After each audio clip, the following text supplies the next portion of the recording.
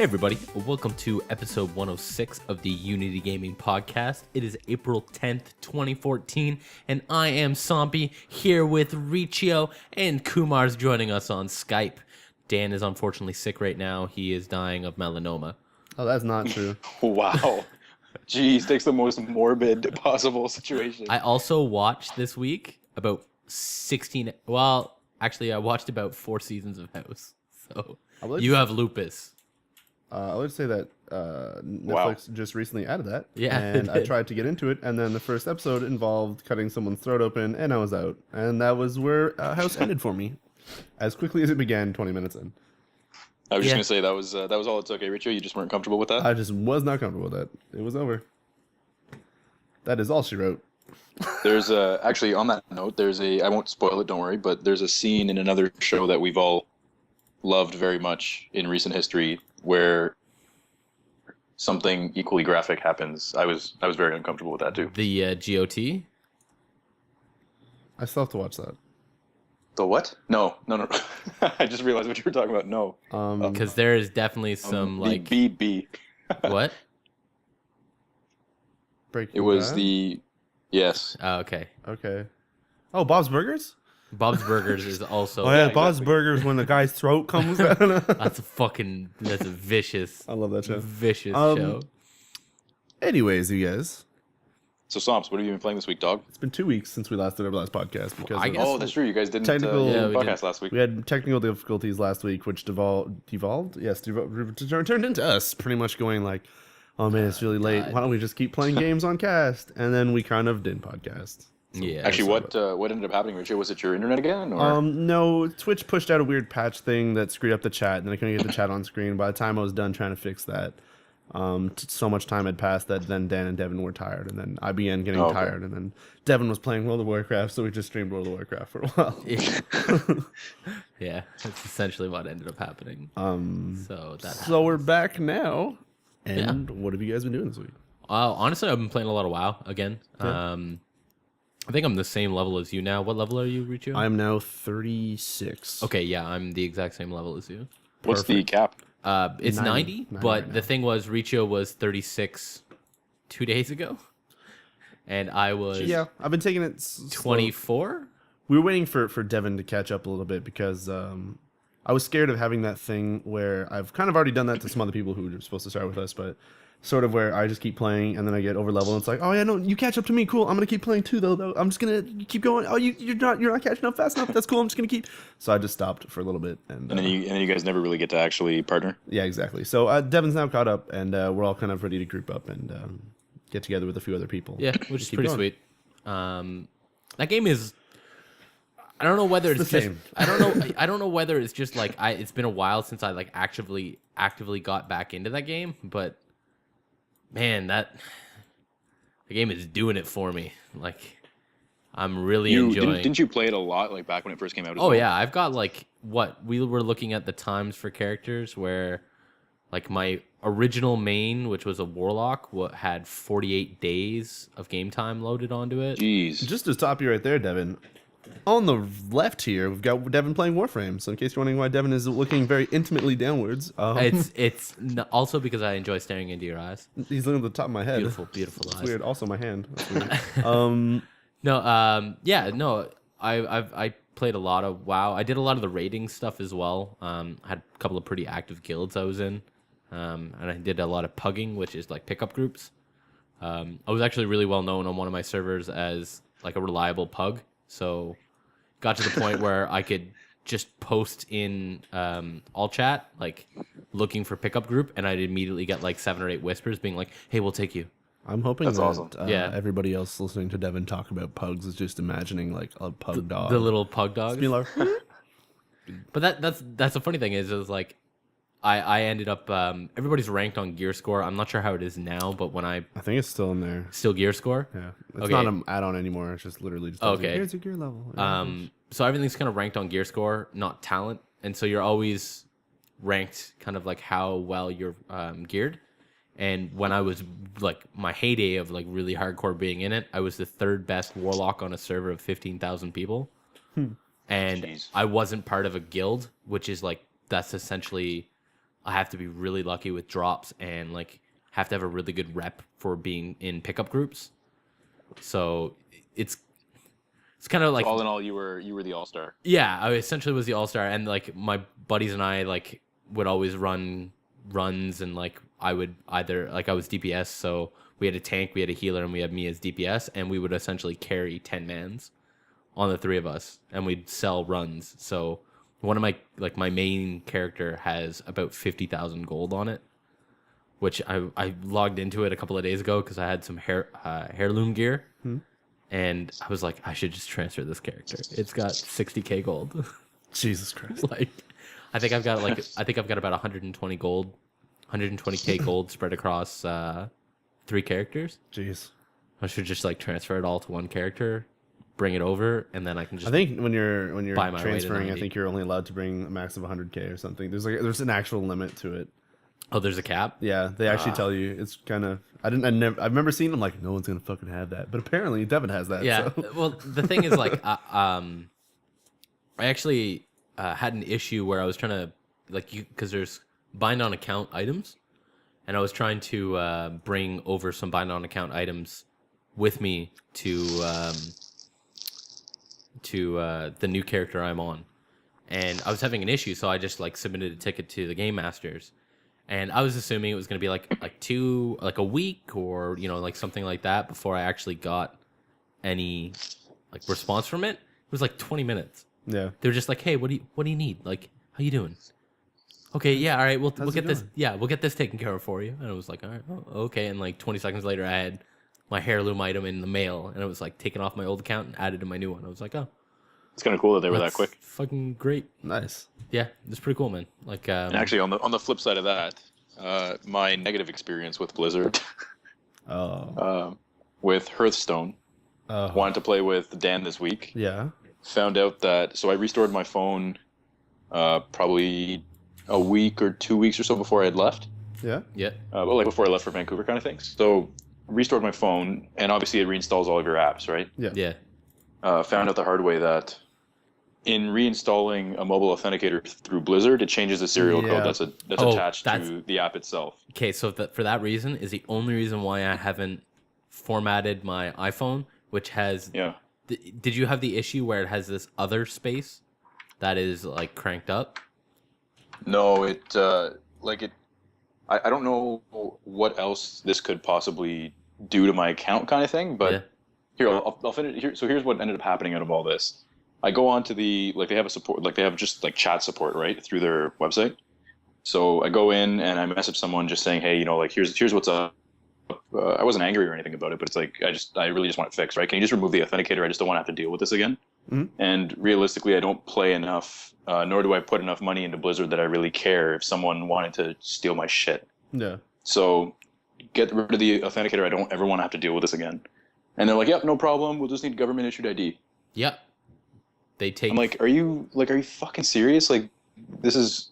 I get why they put that much weight on the ID that they take. Yeah. But at the end of the day, all they're doing is accepting a picture. So what if someone stole my what if someone actually did steal all of my shit, including my laptop and my wallet or whatever, just got away with my luggage? Yeah. And just had all my IDs. Like, your system doesn't make any sense in that regard then. Yeah.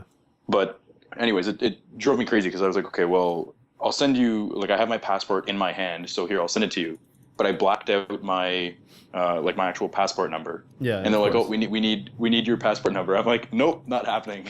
Go fuck yourselves.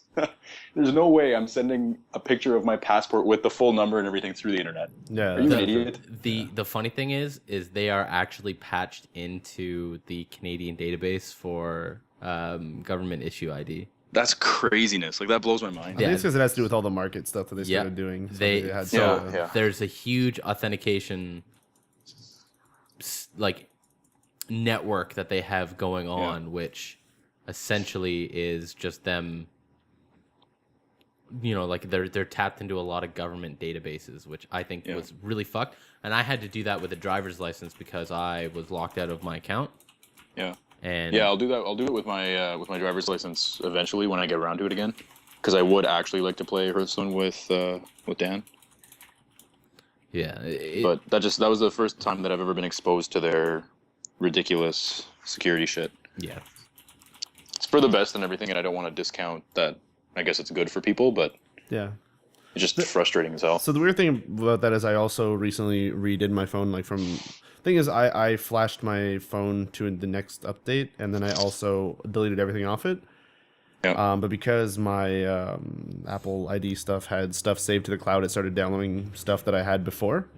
Mm-hmm. And my authenticator and everything re-downloaded and had everything still set up the way it was before and all that stuff. So Oh, and it was fine? yeah, that was one of my main concerns. But I already had the authenticator number written down and everything in case I needed to take it off and all that.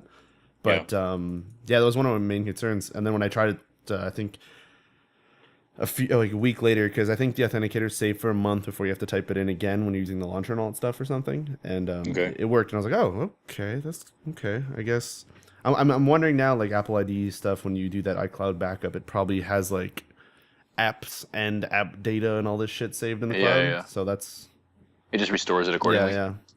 So yeah, I don't know. Yeah, I got lucky. It's weird. Whatever. Yeah. I know you have to set it up to update from certain apps and shit. And I think at one point I set it up, and anyway, You probably just took care of everything all in one shot then. luckily. But yeah. Anyways, Devin and I have gotten back into WoW. We've been enjoying it. I didn't get to talk about this last week, and the reason I at least got back into WoW is because I was playing Elder Scrolls Online when that came out in release, the early access, which I still haven't actually. Okay, spoiler alert. I didn't like it. So I still have the CD key and the pre-order bonus stuff just chilling on my Green Man account, not being applied to anything, because I don't want to start the free month in case whenever it gets patches, I might go back and try it again or something. I didn't want to burn the first free month.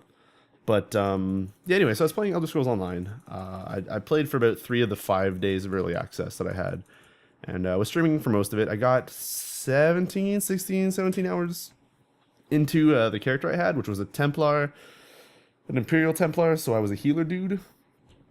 And yeah, that didn't work out so good. I really enjoyed. Okay, I'm gonna be really quick about this. I don't want to get too deep into it. No, I actually wanna understand your justification behind it. So, I okay. kind of want to hear what your experience was like, considering you've probably put just as many hours as Somps, right? No. Into WoW.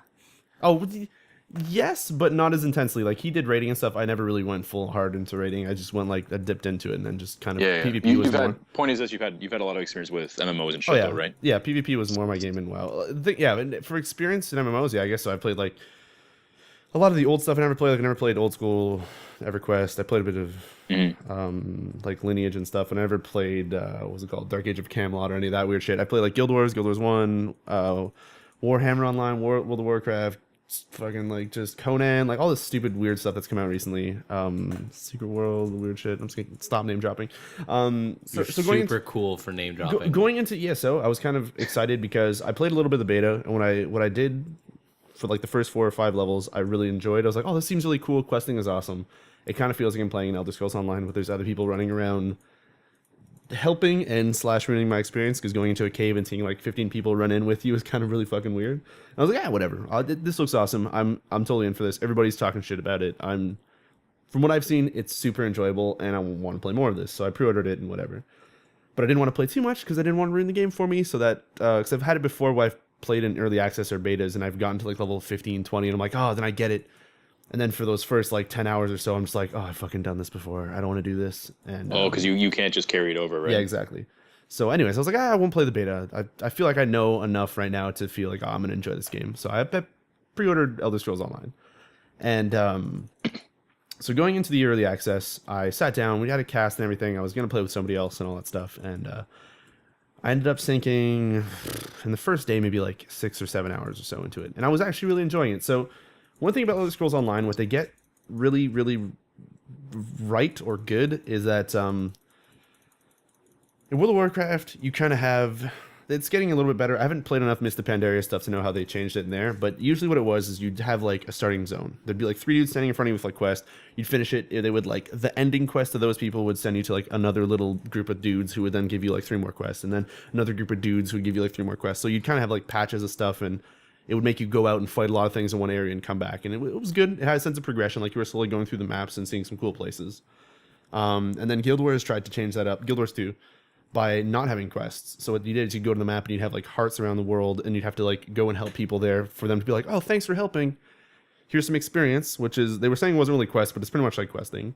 As well as you'd kind of explore the areas in Guild Wars to find like vistas and all that stuff. So you'd kind of, it would be more exploration than just like, hey, walk to a zone, dude tells you, I need to kill boars. You just kind of run around and kill boars. So what Elder Scrolls tried to do is a kind of mix of both. There's no one really standing around with like an arrow above their head or anything above their head. It just, there's a little arrow on your minimap saying like, oh, this person might be important. But pretty much most of the quests are just sort of like, you talk to someone, it's like, oh, I need you to go fight people over here. And as you're running, like dudes will kind of like run out of the forest and be like, oh shit, I need your help. Like fucking come and help me. And you kind of follow them, and it kind of pulls you in, and it doesn't sort of just, oh, there's a dude running up to me with an arrow, and you click on him and whatever. No, it's kind of like that. But the fact that you're just kind of exploring, you don't, when you run out of quests, there's nothing really telling you where to go. You just kind of like run off into the forest, and then you'll just kind of find more of the story and find more cool shit, and just, it kind of sends quests to you, and it's, does it feel natural though? Or it feels really natural. Like, weird? it's really cool because you like walk into this really crazy swamp town is where I've kind of ended, where there's like mist everywhere, and it's like, oh, this is fucking crazy. There's like, it's like a bog, but there's like fucking boats crashed into this thing. It's like, what the fuck is going on? And you kind of like walk in, and like a dude runs out of the mist, and he's like, oh man, you gotta come to this town, like it's getting hit by fucking werewolves or something. And you just like run to the town, and you just, him pulling you in, and then people are kind of needing help with the werewolves, and you're kind of like running on the outskirts, and you're finding little people who also need help as well, like little camps and stuff. Like it really had a really, and it was, everything was voiced and narrated, and it all kind of, it was a type of MMO that you could play through it and you actually kind of knew what was going on in the world. Like all that stuff was really cool and really well done. But in that way, Elder Scrolls is really good. The questing and the leveling is really awesome. What I like playing in an MMO is being like a healer. That's the reason I didn't like Guild Wars 2 is there was no like trifecta of like one dude being a tank, one dude being DPS, one dude being a healer. Guild Wars 2 had everybody kind of doing damage. So everyone's diving around doing some crazy shit, throwing spells like fucking, oh, you're on the ground, cool, I'll revive you. Like there's no, it's just kind of chaos. So Elder Scrolls, I'm like, okay, this kind of looks like Guild Wars, but it's got healing, tanking, and DPS, and I kind of like that, so I'm psyched. That being said, I feel like I'm about to maybe get facts wrong, but this is what was kind of being shown to me or whatever. This is my initial impression. I didn't like it. Being a healer was really fun as I was leveling up because I didn't have to worry about potions and stuff. You just kind of healed yourself and you kept fighting and whatever. When I hit level 12 or 13 and I got to do my first dungeon, I was super psyched to find. Okay, first I hit level 10 and I was like, oh yeah, the PvP in this game is gonna be sick. If you PvP enough, you can take over a fucking world, become the emperor of that server, and just like, oh, it's insane. Also, all the servers are just one massive server. It's one big ass fucking thing. It's awesome. But then so are there multiple emperors then? There's like, you go to PvP, which is Cyrodiil, which is the Oblivion kind of world, and it's just you can have 3 factions that are in the game, and you fight for like taking over that. But when you go to choose into there's like multiple servers for the PvP at least, so that it's not a clusterfuck of like millions of people fighting each other. Yeah. So that, I think there's an emperor per server, I think, but I'm not sure about that. Anyways, I went into the PvP, and I didn't realize that there was no battlegrounds and stuff. This is my fault for obviously not reading any of this shit. I thought it was gonna have like battlegrounds and smaller PvP, but no, there's only large scale, crazy realm versus realm PvP that like Guild Wars has and some other games have, and I didn't like that. Because it usually involves riding on a horse for like 10-15 minutes to get somewhere. Then again, you can kind of fast travel in this one, but you'd kind of ride somewhere. You'd be in a group, like a big mass zerg of people. Just fucking chaos happening and just sort of dying and then trying, just mashing your face against shit. And I don't like that so much. I kind of like the really, like WoW's arenas of like 2-on-2 or 3-on-3 and like just really intense, like knowing your class and just lots of communication and all that shit. And then I guess RNG thrown in. But anyways, I didn't like the PvP. So I hit level 10, I'm like, okay, maybe I was wrong about this game, you guys. Let's wait till I get to the dungeons. This is going to be super good still. Like, I like the questing. If my whole reason for leveling to max level is going to be to do the cool dungeons, awesome, I want to do that. So I got to level 12, I got to the first dungeon, and it seemed like from my initial impression, which for some reason made me... I don't know if it was just my mood that day or something, but my initial impression made me so angry that in the middle of the dungeon I kind of alt F4'd out because... Jeez, you rage quit. So I rage quit, and it's for like a number of reasons. So when I started, like I said, I was really hyped for the game when I heard a lot about it, and I kind of pre-ordered and I was like, yeah, you know what, fuck it, I'm gonna enjoy this. And And then I started my character, and then it took 16 hours to hit level 12, which was okay. Jeez. But along that, there were so many quests that kind of like bugged out and fucked up. And it was kind of like, okay, maybe this game's got some issues, but it's, you know what? The questing is really good. I'm going to love the PvP. I'm going to love the dungeon. And then I got to the PvP, and I was like, oh, shit, it's Ramva's Realm. I should have read about this stuff first. And I was like, okay, fuck, I don't really like that. And then I was like, okay, the dungeons are my last... Like, it's gonna make me love the game. Come on, dungeons. And then I go in there, and as a healer, it seems like you're pretty much like a parent of the group. Everybody else, like, it seems to be DPS. If you're a mage, sure, you're just casting spells and all stuff. If you're like any melee dude, just kind of running in and like just swinging your sword and just fucking hitting people, and that's fine. Like, you don't pay attention too much other than using your skills. The healers, on the other hand, the mana regen in that game is garbage. Garbage in terms of like it's super slow. Off? Like it's super slow. You're supposed to buy potions and chug them down. So as a healer, so far from what I could tell, and what people were telling me as I was going through it, is that you literally have to go to town and buy potions and stock up on that. So you're like the only class as part of that really needs to stock up on potions and spend money on that way. To then cast heals on people, it kind of is similar to Terra, which is an action MMO where you can kind of like You know, like World of Warcraft, you can kind of choose your cursor and click on a dude, and you have him selected, and then you're like, okay, I'm healing you. So you don't really have to face him, you just know you have him selected and you can heal him. Yeah. It's similar to Terra, where you have to like keep your cursor, like a third-person shooter, like keep your cursor on someone so that it's kind of highlighted, and you hit your heal, and then it'll like kind of shoot it out to him, let's say. Yeah. The way Elder Scrolls works is it's like that, except for some reason, there's not really that much clipping on people. So say you're a tank and you're hitting a dude and you kind of like keep pushing forward and you're like inside the dude, and you keep pushing forward and you've kind of walked through him. And usually, like, you've seen people play Oblivion or Skyrim, right? Like, you're kind of just, let's say if you're melee, you're just like, you're hitting swing and you're just kind of like circling around, or like you're not standing still, like people are just sort of flailing because the swiping in that game's kind of whatever. It seemed to like it was doing this for me, and at least it did it for a whole 30 minutes. They probably patched it. I don't know. I was angry that day for some reason. When your crosshair would leave the dude by like an inch, and you try to heal, instead of healing him, it would be like, oh, you have no target selected, and it would waste the heal on myself. So I'm like, well, there goes half my fucking mana that I now have to drink another potion for, because it's not going to regen fast enough. And then if I'd aim off him, it would miss, and it would heal me. He would clip through something, and let's say like where I was aiming, the enemy mob's arm like popped through and it thought I was aiming at his arm, and be like, oh, well, I'm just gonna heal myself then. So everything was making me waste mana, and it was like almost impossible to keep track of who I was healing. And as well as on the left side of the screen, there's the health bars for everybody, but above their heads, it was like the opacity on the bars of who was hurt was really low, and there was just a clusterfuck of like multiple health bars of the enemies and like the friendly. It was super annoying to heal.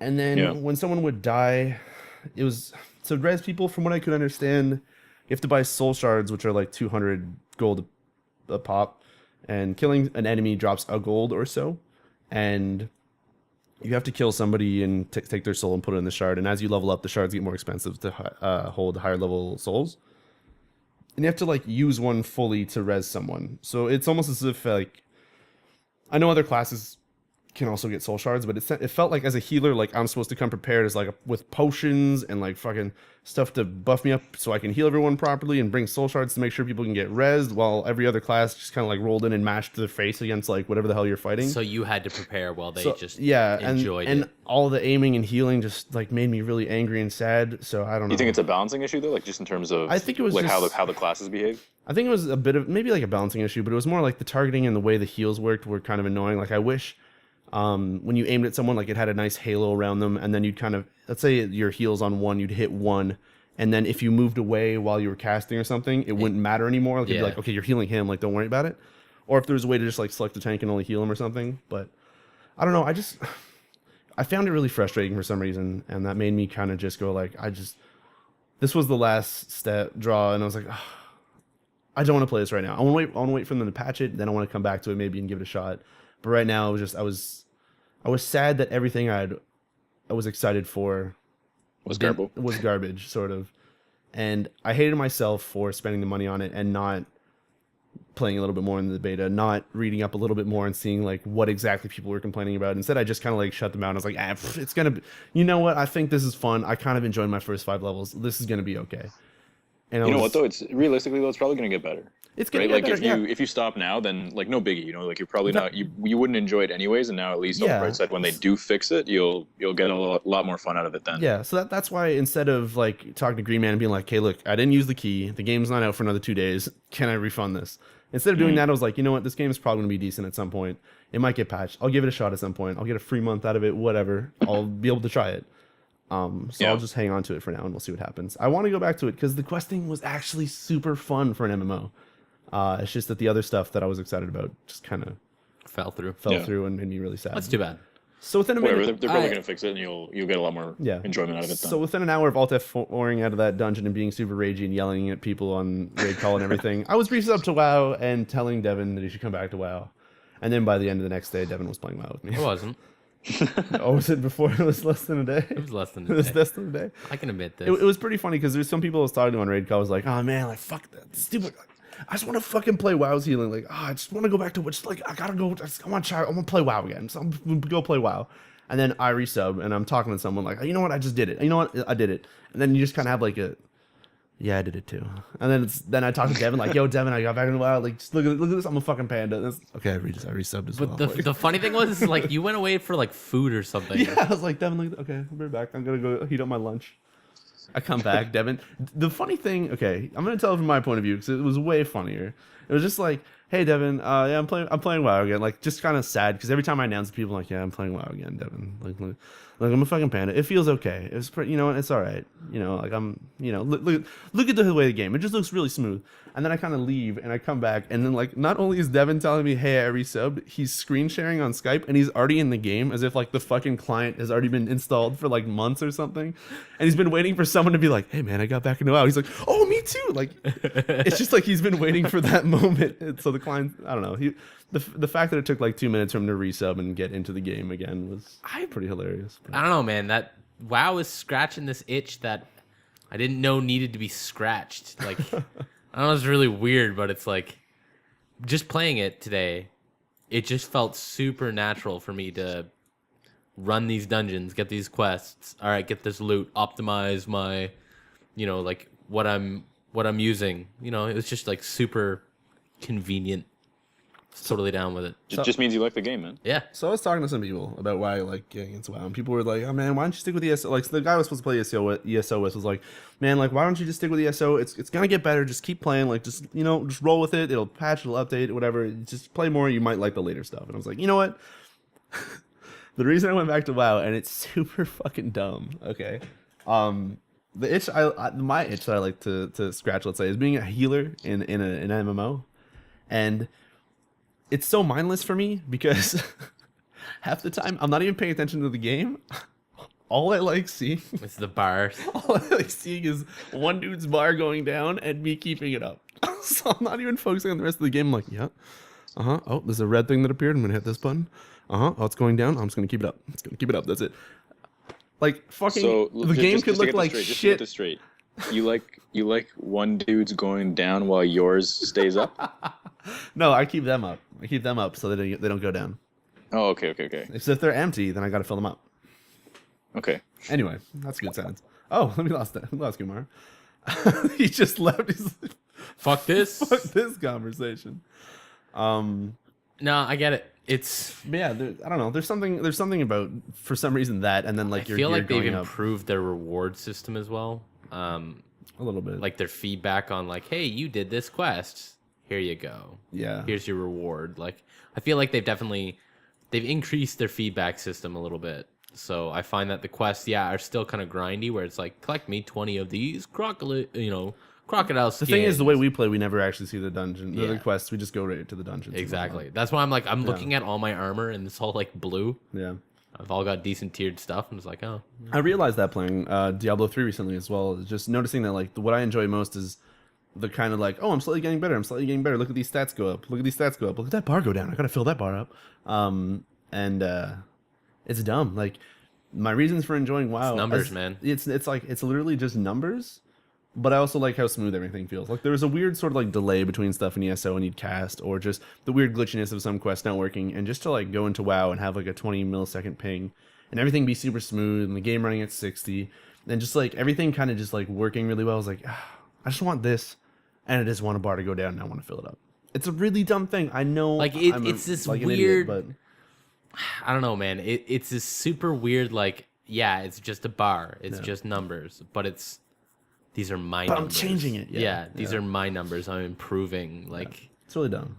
Yeah, I don't know. It's hard to explain. If you've never played WoW before, you look at WoW and you're like, you're fucking stupid. Why would you pay for this? But like, I don't know, man. Even the story, like I was reading some of the quests and stuff, and I made an active like decision to play with the sound on. Yeah. Because normally I don't play with any sound on, and I just roll around while having Netflix on and just like chilling. I've kind of stopped doing that too. I was doing that for the past like week or so, and then like this week I was like, you know what?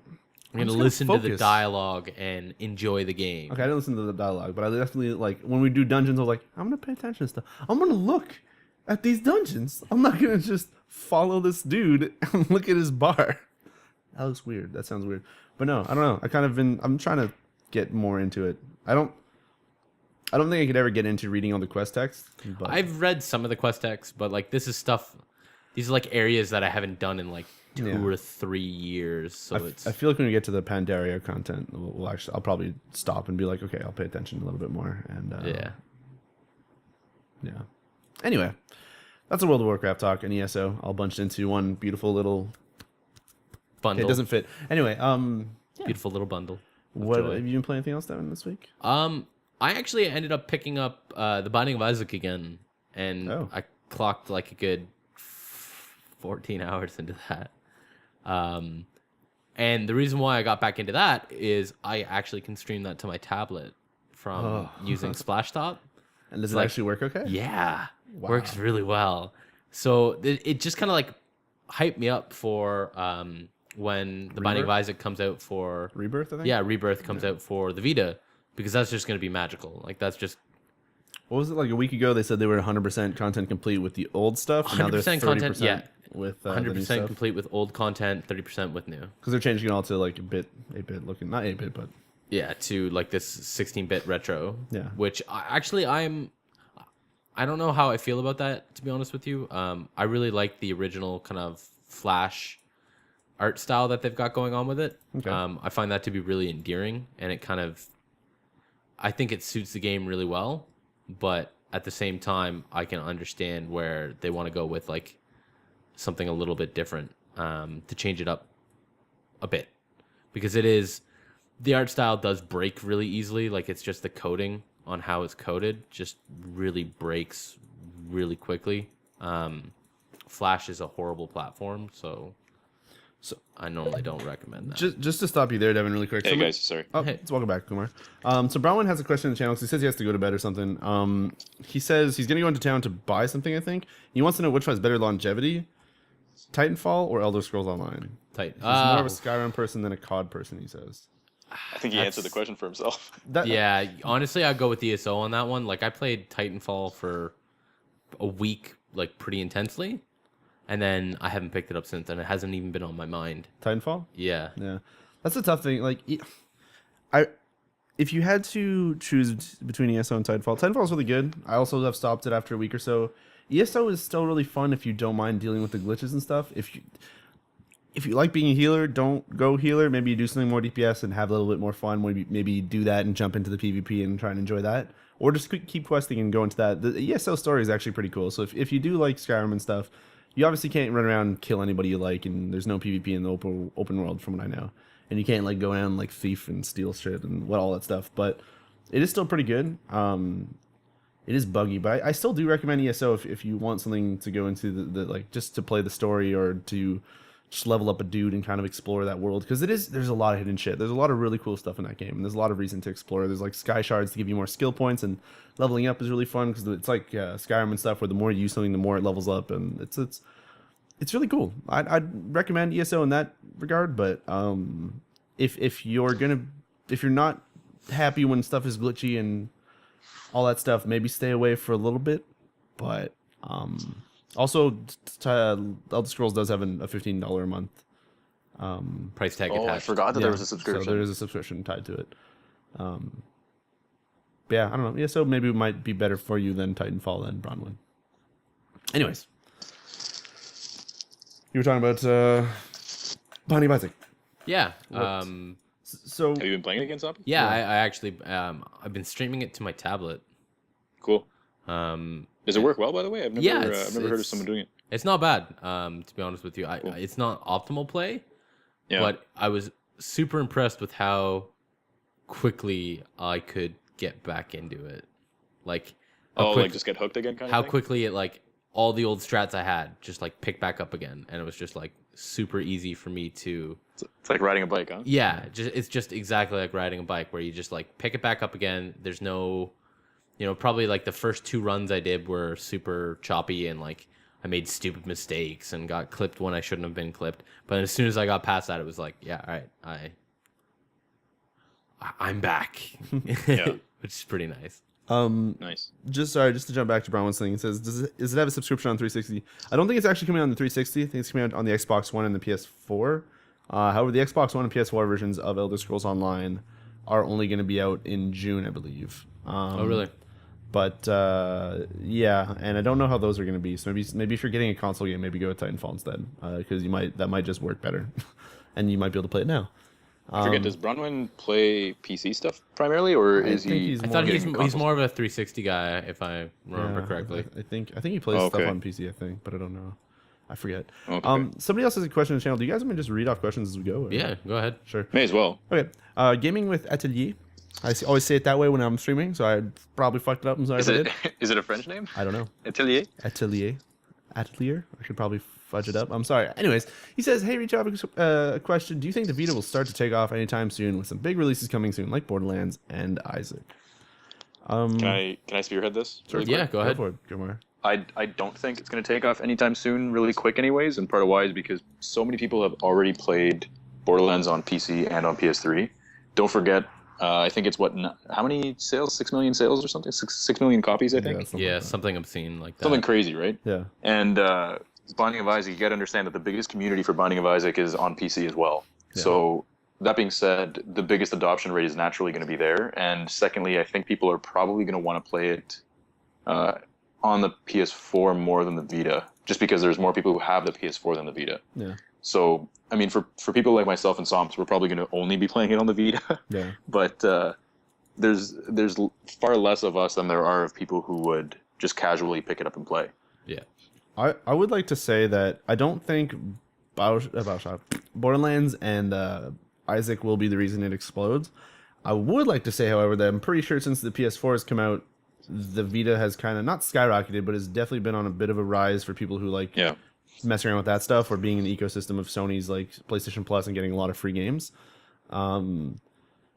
I feel like it is going up. I don't think it's ever going to explode, but I feel like I don't think it's ever going to break any 3DS numbers. But No, No, it definitely definitely will not be as successful as the 3DS, but I do feel like at least now, if anybody's thinking of getting one, there's a good definitely time. Yeah, not a good time, but like it's worth it now because there's a lot of free stuff you can kind of just live off of with the Vita. There's a lot I of haven't bought a game on the Vita in.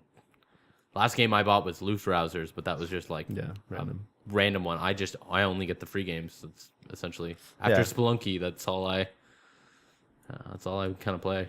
yeah. But I But feel like now more than ever, there's crazy titles coming out on next gen and on PC too. yeah, So I feel like I kind of see where Somps is coming from, where people are probably really, really busy just checking out the stuff that comes out on Instant Game Collection and all that stuff. yeah.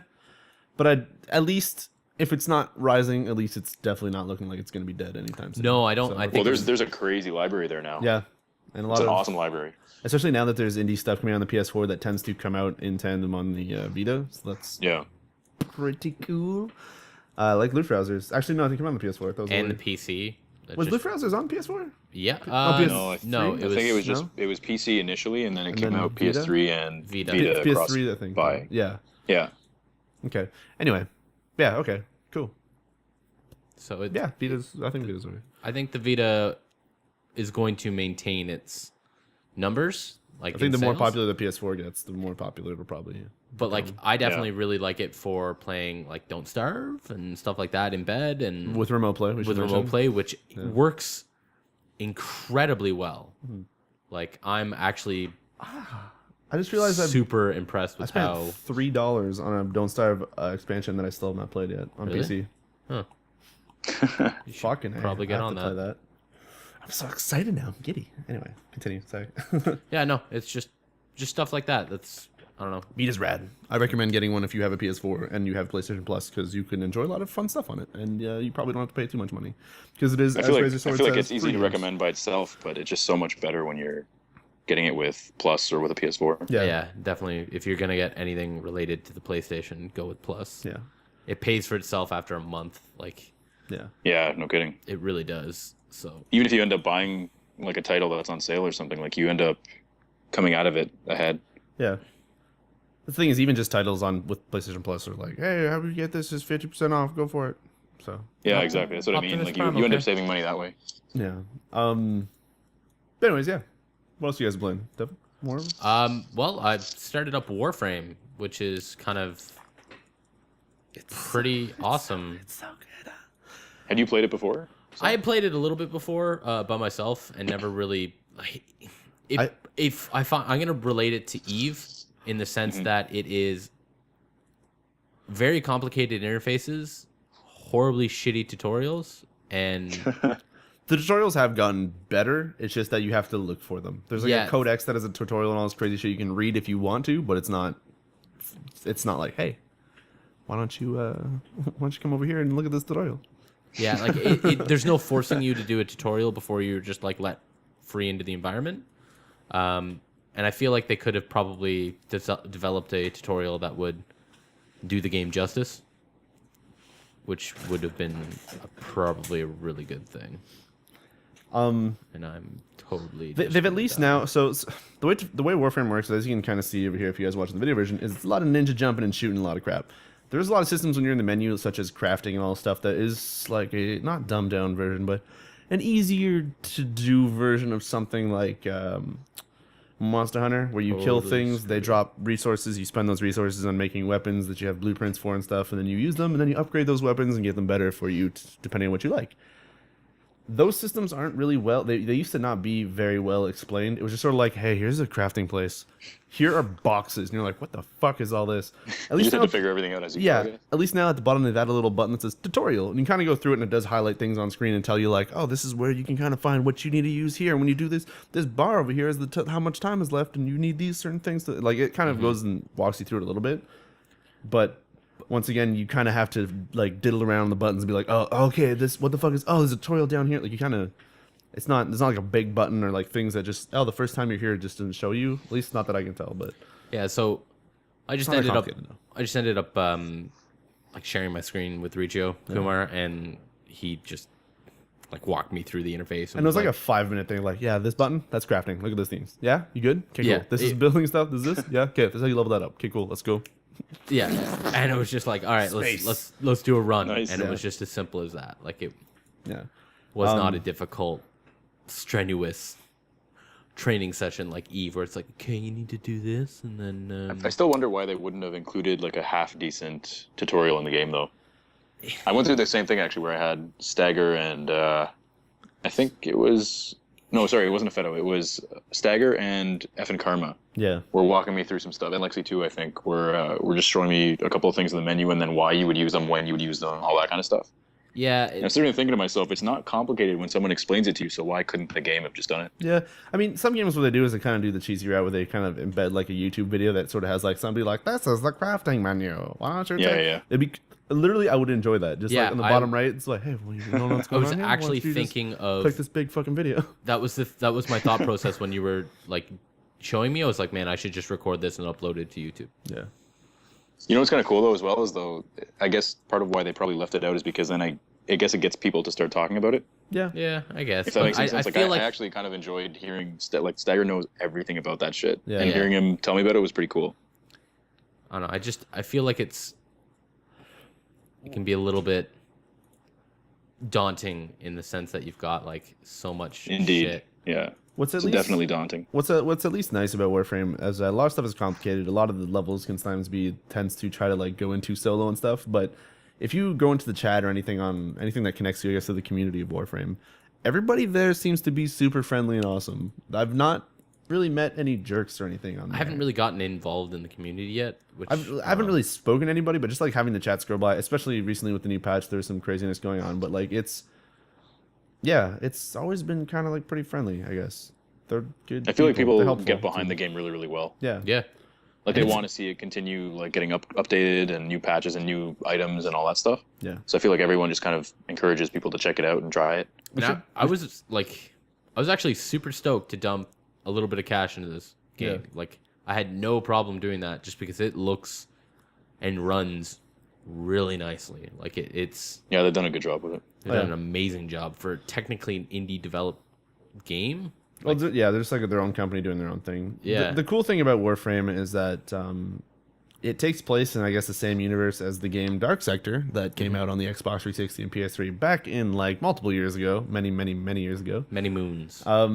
It's from the same people, Digital Extremes, and the cool thing about this developer is that this week in particular, I think somebody can correct me on this one, but I think they put out like major patches pretty much every month or maybe every 2 months or something. And they usually title those like Update 13, which is like this one, or like Update 12, the new shoot thing or something. the new I don't know. shoot. This one, like their patches are like when they put out an update, they're fucking amazing. Like they address a lot of stuff, you mean? Yeah. They for example, this patch, what they did is that people were playing Warframe, like they listen to their community, it seems like an insane amount. Somebody was telling me today that the Warframes, most of the models that they've created and all the cool Warframes are all just like users submitted like, oh, I like this Warframe. Look, I drew a little something. What do you think? That looks fucking cool. Let's make a fucking Warframe out of that. But not only that, like the patches seem to be like, this one, what they did is they reworked the melee system, which is like the sword stuff. If you have like fists or like iron knuckle thingies, like punch, sweet. You got a bow staff, awesome. You got like kunais or whatever, go for it. They've fixed, like people are like, the melee system doesn't feel so good. It's kind of like I'm just mashing the melee button and my fucking guy's arms are swinging and I'm hitting damage. So what they did is they made this entire update, not entire update, but a large portion of the update focus on revamping that. So what they've done is they've changed a lot of the animations, they fixed a lot of stuff, and they've added the melee system in this game is now like combos, similar to something like Street Fighter almost. It's maybe more like Devil May Cry or something, but like before you just kind of mash E, let's say, because E is the melee button, I think. E. Yes, E. And you have to unlock stances to like learn how to use the weapons properly, and what that does, it unlocks combos. And what that lets you do is I haven't really gotten one that I was able to use, but looking at videos, you can like time it. So it'd be like tap E and then like hold E, then like hold it, and when it charges, left click, then E. Like so you get kind of combo, and you can be like, oh, that's gonna be like 3 slashes, and then I'm gonna like flip and like slash the sword really hard and be like a freaking energy explosion. It's like a finisher. So they kind of added a little bit of damage. Yeah, they've done like more combos. There's like blocking now. Whenever somebody's like shooting at you, you can pull out your weapon and block, and it doesn't just block, it reflects the bullets back at people's faces and shit. So there's a lot of cool stuff that they've kind of done with that. And just the animations for the melee stuff just looks way cooler. And when you slice a dude, like it properly cuts him in half now and shit. Like it looks really fucking awesome. Yeah, they added a lot of really great animations. Yeah. So they've kind of fixed that stuff. They've also done a whole bunch of stuff with clans because people were complaining like, oh, there's no real end game. I broke it, Riccio. What did you do? Oh, yeah, your weapons do your thing. Yeah, there's glitches. So they added like clan alliances. Now people can kind of like make an alliance and put multiple clans as well. Somebody in the chat saying yes, Warframe is also on PS4. PS4 version is pretty sweet. Doesn't run so good, I think, but I haven't played it in like months, so I don't know how it actually is running. It probably is decent now, I guess. But anyway, I'm playing on the PC version, and so is Devin, just to kind of make sure that people know what's going on there. But they added clan stuff where they named this patch also the Dark Sector patch. Because now in every kind of planet area, there's a place that can bring you to a dark sector. And what has to happen is that you as a clan have to go to your dojo, which is like your clan house. And then you have to research something called space rails or light rails or something. Mm-hmm. And then when you do that, you can build one in an area that goes to a dark sector. And then you'll build it there. And then an opposing clan can try and build it there. And then people have to fight there and then choose like, oh, I want to side with this clan. Oh, I want to side with this clan. And whichever clan has more people siding with them wins the like light rail for there. And then you get like extra resources or bonuses for doing stuff in that zone, I think. And then people can like clans can just fight it out. So like now instead of having an end game, we're like, oh, yo, my Warframe's totally maxed out and I'm just killing the same dudes trying to just get more items. Now there's just, it's not PvP, but it's sort of PvE. Like a democracy type of weird shit. Like I'm gonna say CVE. What's that? Plan versus everyone.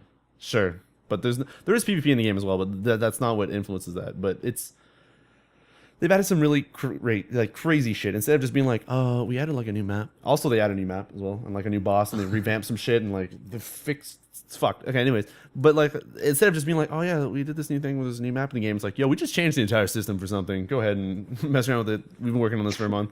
Or like a month ago or two, they fixed the entire way the game handles like how damage is dealt to make it more like easier to understand and all this stuff. And the patch that they just did before this one was like they revamped the whole UI and all this crazy shit. Like it's every patch they do is like game changing and it's awesome. And great improvements. It's kind of cool that they do that. Today in particular is like the update 13 came out last night, technically this morning at like 1 a.m, and it's cool because Digital Extremes was literally up late at night working on it because me and some friends were kind of playing because they said they'd drop it yesterday, and they're like, "Oh, we'll drop it before midnight." And then like you're playing, and then they get like messages like, "It's still coming, guys! Like just keep playing. Like it's gonna be out by tonight." And then like midnight would pass. So like we didn't make EST midnight. We're gonna make it a Pacific. Just you guys wait up. We got this. I went to sleep. Doesn't matter. But they stayed up all night and they finally put it out. And then you kind of get on this morning, and you can tell if they're really listening to people because we're playing, and then like. The people I was playing with, like, oh man, there's like an issue with my ability, like the stomp thing's totally fucked, or like, oh, this one dude's kind of glitching out, or oh, there's some weird lag going on, and you hear like we're talking about it, other people must be talking about it, and then within like 20 minutes, there's a little hot fix that comes out, it's like, oh, we fixed these certain things, like 20 things fixed, and it happens to be all the shit that was broken. Yeah. Boom. That comes out, and then we're just like, oh man, this stuff's kind of maybe acting a little bit weird, and you wait like 30 more minutes, boom, another hot fix comes out. Okay, we fixed this shit. Like, just keep going, and it like. You really feel that they really care. Really good way to keep the community coming back. And it's just so awesome. Like it's a great feeling to know that they're listening and they care about the game. It's not just like, oh, we put the patch out. They're invested. It's not just like, oh, we're gonna make sure people are happy. Like they're actually listening to changes, and I don't know. It's really neat. And I liked that graphic that they put out a little while back that had like it was almost just like a little, not a projection, but almost like a results graphic, and they said like Warframe last year and then Warframe now or something. Did you see this? No, I never saw it. That sounds. It was awesome, and like it goes so far as to say how many were built, how many weapons were crafted. Yeah, it's awesome. Thing? Yeah, I'm surprised you haven't seen it. Look it up. You'll find it. It's something that I feel like if you search it, it'll be like the first thing there. But it's really, really cool, and it's like a really high res image too. So it's awesome. Yeah, it came in March anniversary. But anyways, what's crazy is that like you kind of feel like they really care about their game, and to think like like this patch came out and changed melee and stuff, and it added clan stuff, and it added like alliances and stuff, and you're kind of sitting there like, what the fuck are they gonna do next? Because every month they manage to be like, hey guys, we know this is broken. We're totally fixing it. Like just So yeah, it's kind of I see this thing. Wow. March 18th, 2013. 332,000 registered tenno, which are the name of the like thingies, and then March 18th, 2014, 7,818,000 registered tenno. Wow, most played game on Raptor, second downloaded application on PS4. Wow, there's a lot of awesome stats in here. Okay, it's a really, really cool thing. I'm gonna post this link really freaking cool in the chat if anybody wants to see it. But yeah, anyways, it's cool to say all this stuff, and it already sounds like the game is fucking fantastic, and we haven't even really spoken about the gameplay, which already still feels fucking amazing to go through.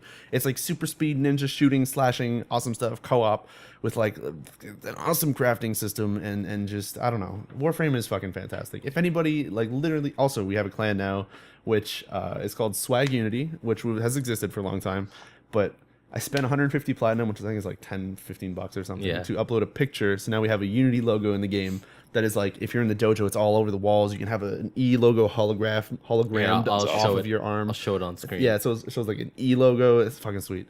So if anybody wants to start playing Warframe on PC, and you need like, if you're like Devin today and you want to get into it, but you're just like, I don't understand it. I have no one to play with.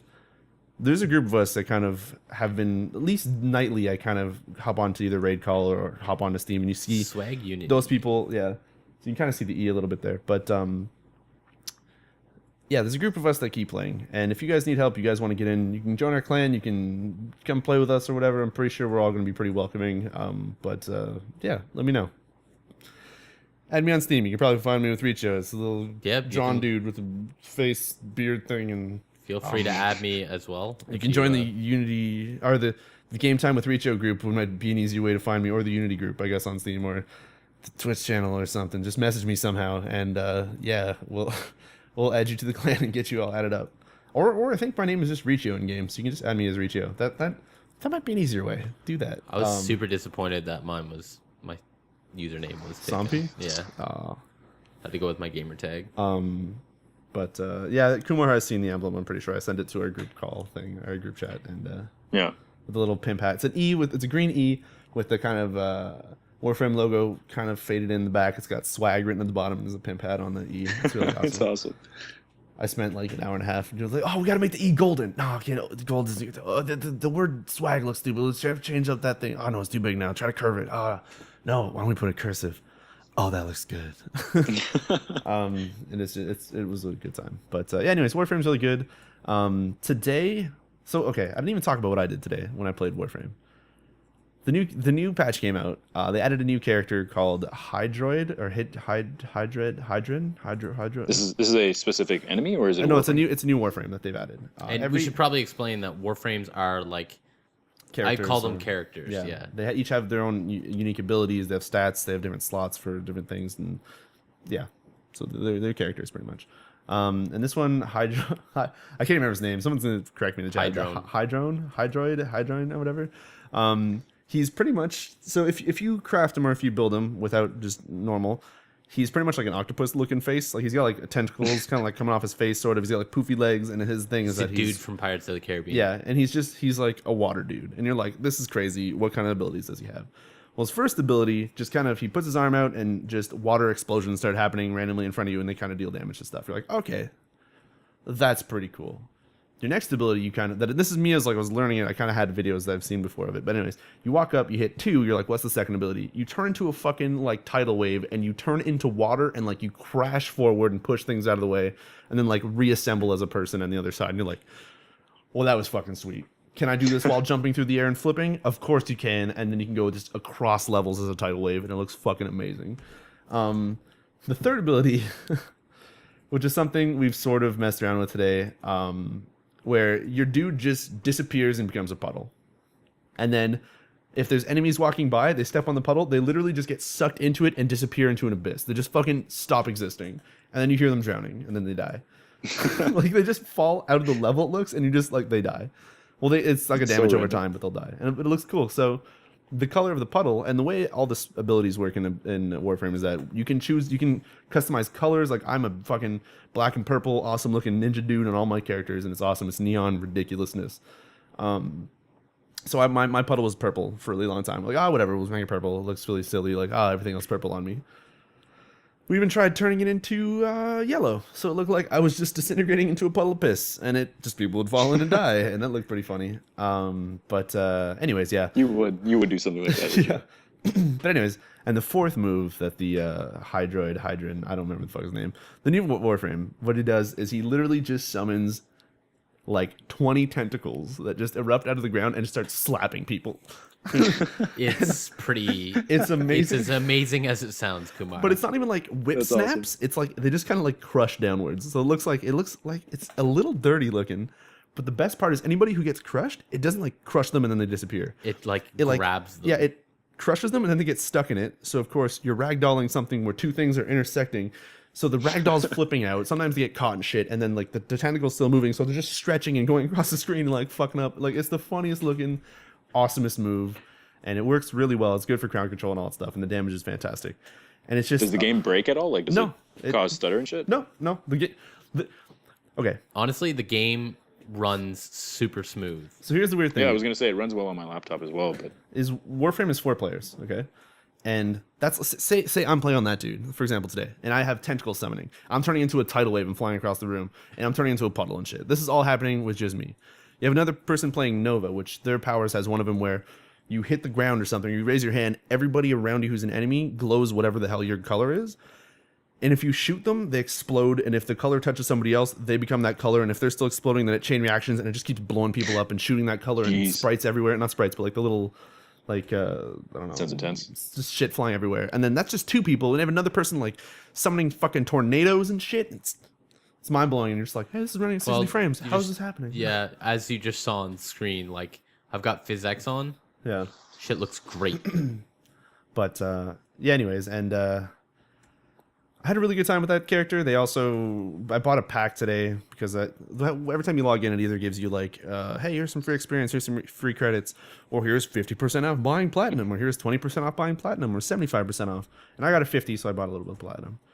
And I bought that character in the pack, and what it did is you can also have this little flying thing that comes next to you, and buying that pack on day one or whatever, just buying that pack makes that thing turn into pretty much a parrot that takes up like 3/4 of my screen right now, and it's fucking yeah. There's a lot of dumb shit going on in that game. Did my thing get bloated up? Yeah, my thing got blown up. But yeah, the game's awesome. Also, when I was playing with people I didn't know, every time I turned into a puddle or used tentacles, everybody was like, "Hey, I don't even Tentacle sensei.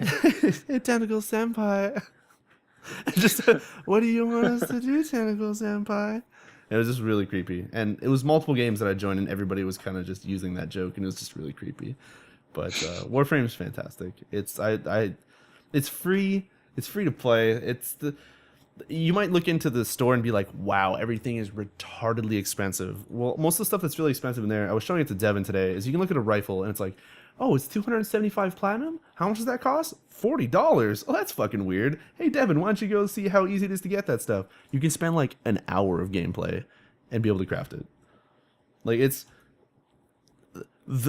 The price of platinum, when you look at the store, looks ridiculously high, but I think it's because they expect people to never buy platinum at cost. They're waiting for people to get those 20% offs, those 50% offs before they buy platinum, because that weapon, if you have the 50% off, that weapon becomes like, I don't know, $5 or something. Yeah, something like that. But even then, you can either spend that $5 or you can go play the game for an hour and learn the levels, because not only you're just going to earn that weapon, you're probably going to learn how to play, you're probably going to level up some other stuff, you're going to get some more credits, some more resources, like you're going to have fun. It's not like you're just sort of bashing your head against something. So yeah, anyways, yeah, Warframe is pretty fun. I know we've probably talked about it before on cast, but this is like my first so much fun with real people, too. experience with it. Yeah. Which I feel competent in what I'm doing now, whereas before it was like bumbling and fumbling around, which was not a lot of fun, to be honest with you. And for anybody picking it up for the first time, if you don't have anybody to play with, I highly recommend just literally turning the little thing up top where it says play solo, play private, Online. or online. Just keep it on online. Play with random people. You'll still have a ton of fun. Sometimes they'll run really fast, but at least you can kind of not die a lot and still have Stay some fun. caught up. Yeah, and most people are nice. They'll kind of help you out and point things out. And yeah. Anyways, Warframe's really good. Anything else you guys want to talk about? I played a shit ton of FTL. Oh yeah. Ooh, okay. So The expansion pack, man. Yeah, how's that? I would actually try. Oh yeah, fuck! I played a bit of that today or last week. The advanced edition is fantastic. It's such a good fan service to all the people that have kind of started playing their game. Okay. And like, did you watch any of their interviews or anything on I have Polytron? no idea what the hell is in that expansion. Okay, so do you want me to tell you some stuff, or do you want to leave it as spoiler free? No, go for it. Okay, so there are new weapons, new subsystems. There's a new race. Oh, really? Yes, sir. Now, I guess for anyone who doesn't want to know about this, I guess shut it off kind of thing, or don't listen maybe for the next 5 minutes. Okay. But the new race, so I'll talk about the Lanius. So they're called the Lanius, right? And they're metallic beings. Okay. And the cool thing is that they don't need oxygen to survive. So and on top of that, if they go into like a particular room, they actually suck the oxygen out of it too. Oh, so wow. if you're fighting someone, like if you have a teleporter on a Lanius ship, you'll screw people over so hard because you teleport your dude into their weapons bay. Oh my god. And your person will drain the oxygen out of that weapons bay, and they just can't come back. So you're telling me that if they do, oh, sorry, go. I was just gonna say, and if they do come back, your health doesn't go down from the lack of oxygen, but you're still hitting them, so they're losing health twice as fast. So does that mean if they're on your own ship, and let's say you're trying to repair something, and you get like one of those dudes and like a human in there, does the human start choking out too? Yeah. Oh, yeah. that's like if you say you go to a store. Yeah, right. You go to a store and you buy, let's say, like an NG or a Zoltan, for example, and you throw them into a room with one of your Lanius characters. They're gonna suffocate. Oh my god. Yeah. That's amazing. That's awesome. The subsystems are crazy. The newer ones that are out. Oh yeah. So there's one called hacking. Okay. And what hacking does is it uses up a drone part, so it's the same as drone control kind of thing, right? Okay.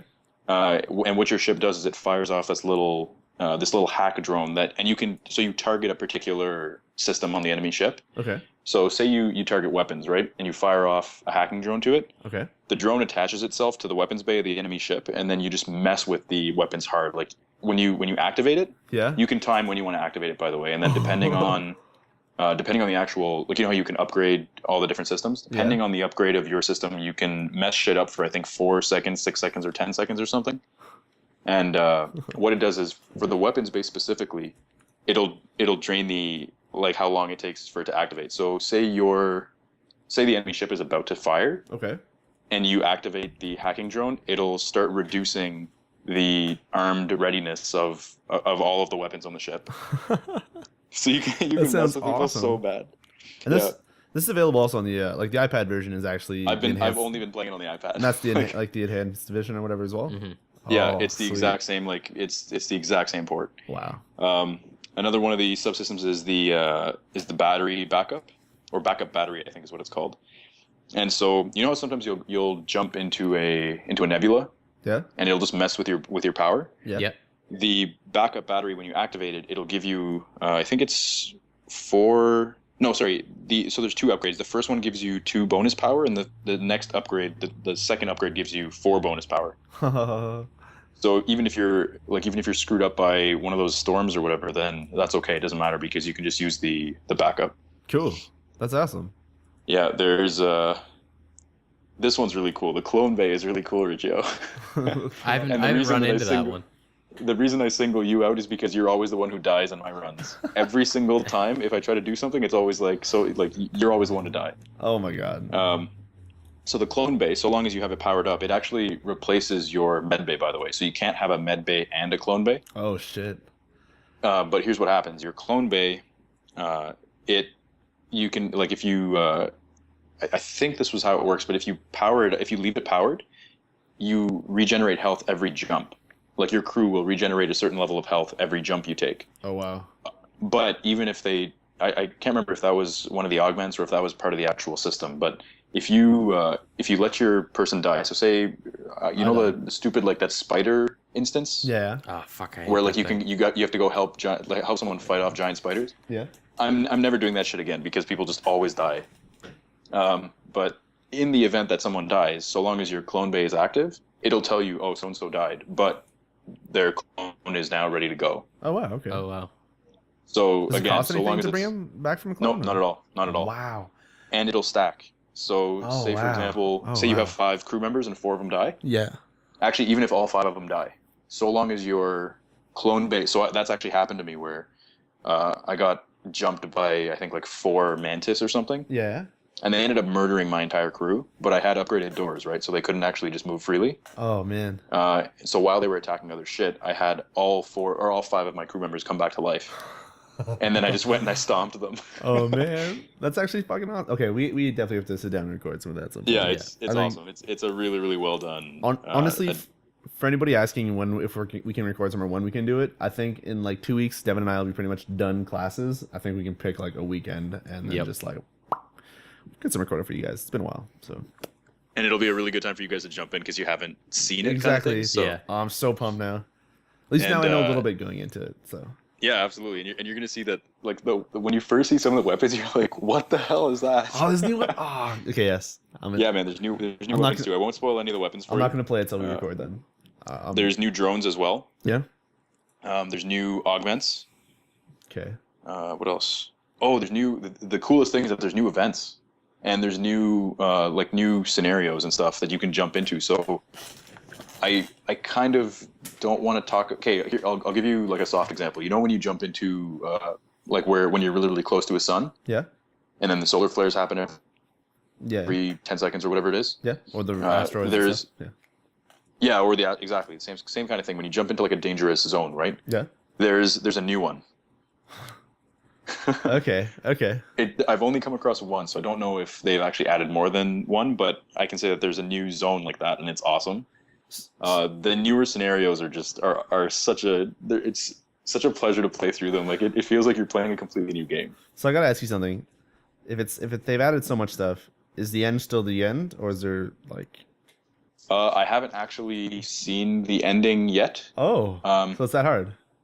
It's not that it's that hard. It's just that like I've just been experimenting with shit. Okay, So cool. Okay. even if I had the option, like if I could have 2 hull lasers and 2 burst lasers, I'm usually set Yeah. for the most part. But instead of buying the extra weapon, I'll go and I'll experiment with the one that I've never seen But before. yeah, or I'll makes sense. Because you don't I'll want buy to the just subsystem. win again.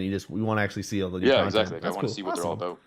Sweet. Okay, well, And I can't wait. That sounds like The augments are awesome too. The newer augments are pretty cool. I'm hyped. So I can't wait to see your reactions when you guys jump into it wholeheartedly and you start seeing some of the newer cool shit. Nice.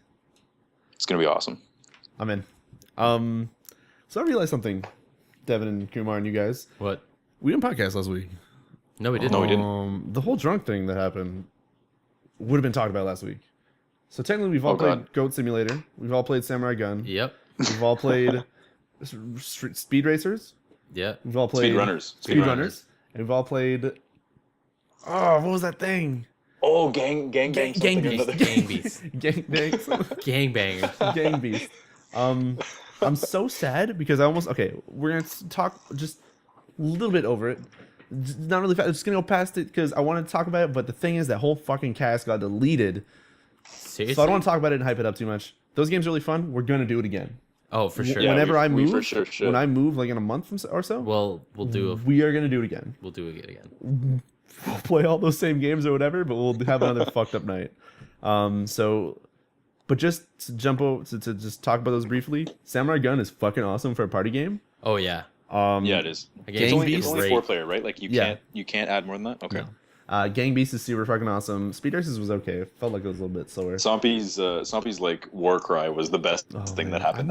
I don't even know it, and I can't even go back and watch it now. I'm sad. I'm pretty sure you were blacked out at that point, but he was just So he was just making fucking a really stupid There noise. was so much yelling that I was doing that night. It so was insane. fucking angry at that goddamn game.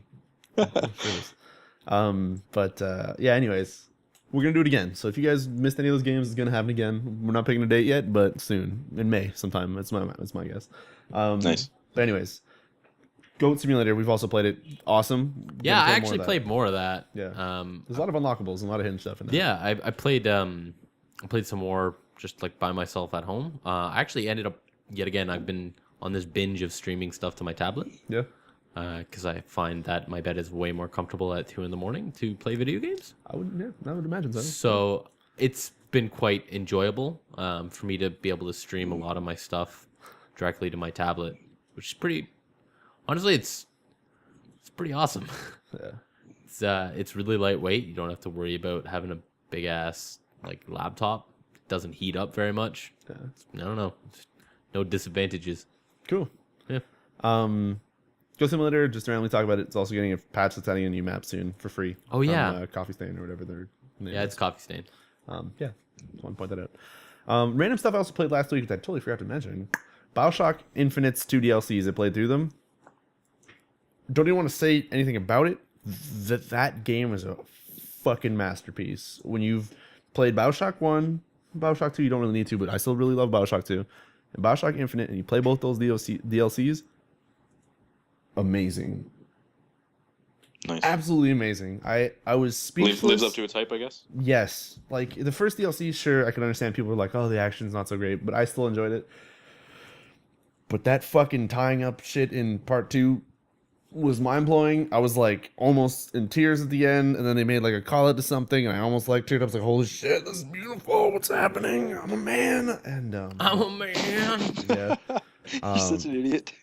But, yeah, no, BioShock Infinite, that DLC, if you guys have it, if you bought, like, the fucking season pass a while ago, go play it. It's good DLC. It's very good DLC. It makes me sad. Like, you can feel as you're going through part 2 that it's, like, Irrational Games maybe knew that this was, like, their last thing their studio was really going to make as a whole, and was like, we gotta fucking do it. And they did it so good. And it's, Like a nice little masterpiece. they did it.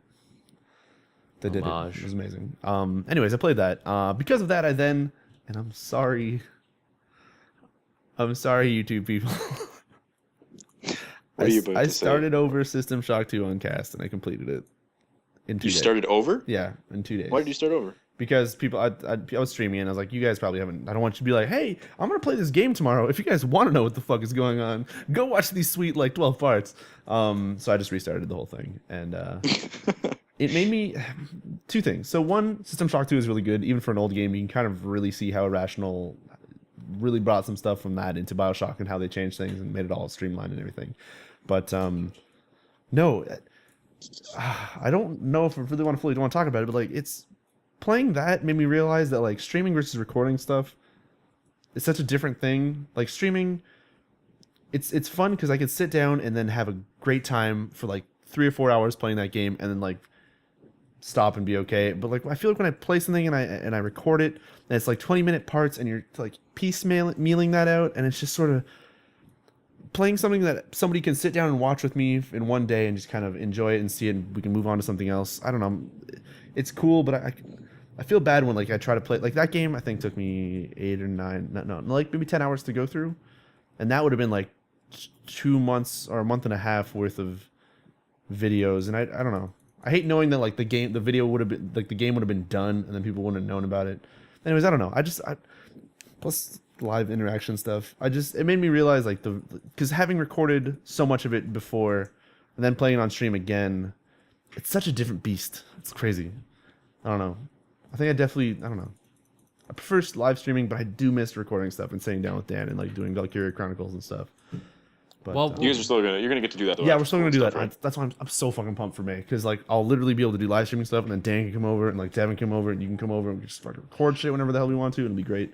Until I figure out job stuff, but yeah, it's gonna be awesome. Anyway, yeah. So, anyways, I played System Shock 2. I finished it. System Shock 2 is really awesome. The funny thing is when I beat it, because it's an old game and Steam, I don't know what, just kind of put out like it's whatever.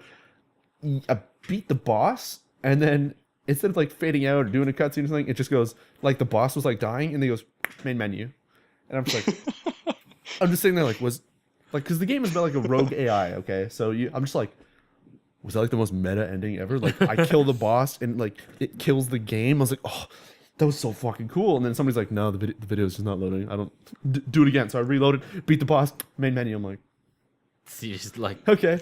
So I go on YouTube. A little bit anticlimactic. Yeah, I go on YouTube. I'm like, no, there's definitely a video, and I find it. And this game is old, so it's like the only video that's really out there is like 240p. I'm like. No, You don't even want to watch it. And I'm like, this is an old game. There's a fucking AVI somewhere in the files. I just go through and like I find it, I just watch it. I'm like, oh, okay, that makes sense. System Shock 2 is pretty great. I saved the cast for it. Maybe I'll cut it up and put it up as a recording for the channel or something. But yeah, finished System Shock 2. MCP is a cool dude. He donated me a game called The Cat Lady, something I played this week, which is a point and click. Yeah, I know, it's crazy. It's a point and click thing. Came out on Steam. I think it's like $10. It was on sale for $7 or something. It might still be on sale. Anyways, $10. It's like a point and click adventure without pointing and clicking. It's literally you move left and right on the arrow keys and push up and down, and there's enter. So nice. Instead of like having to pixel search and be like, oh, there it is, you kind of just move left and right, and it's like you can interact with this. Just interact with this table. You can do it. There's a big fucking pop up.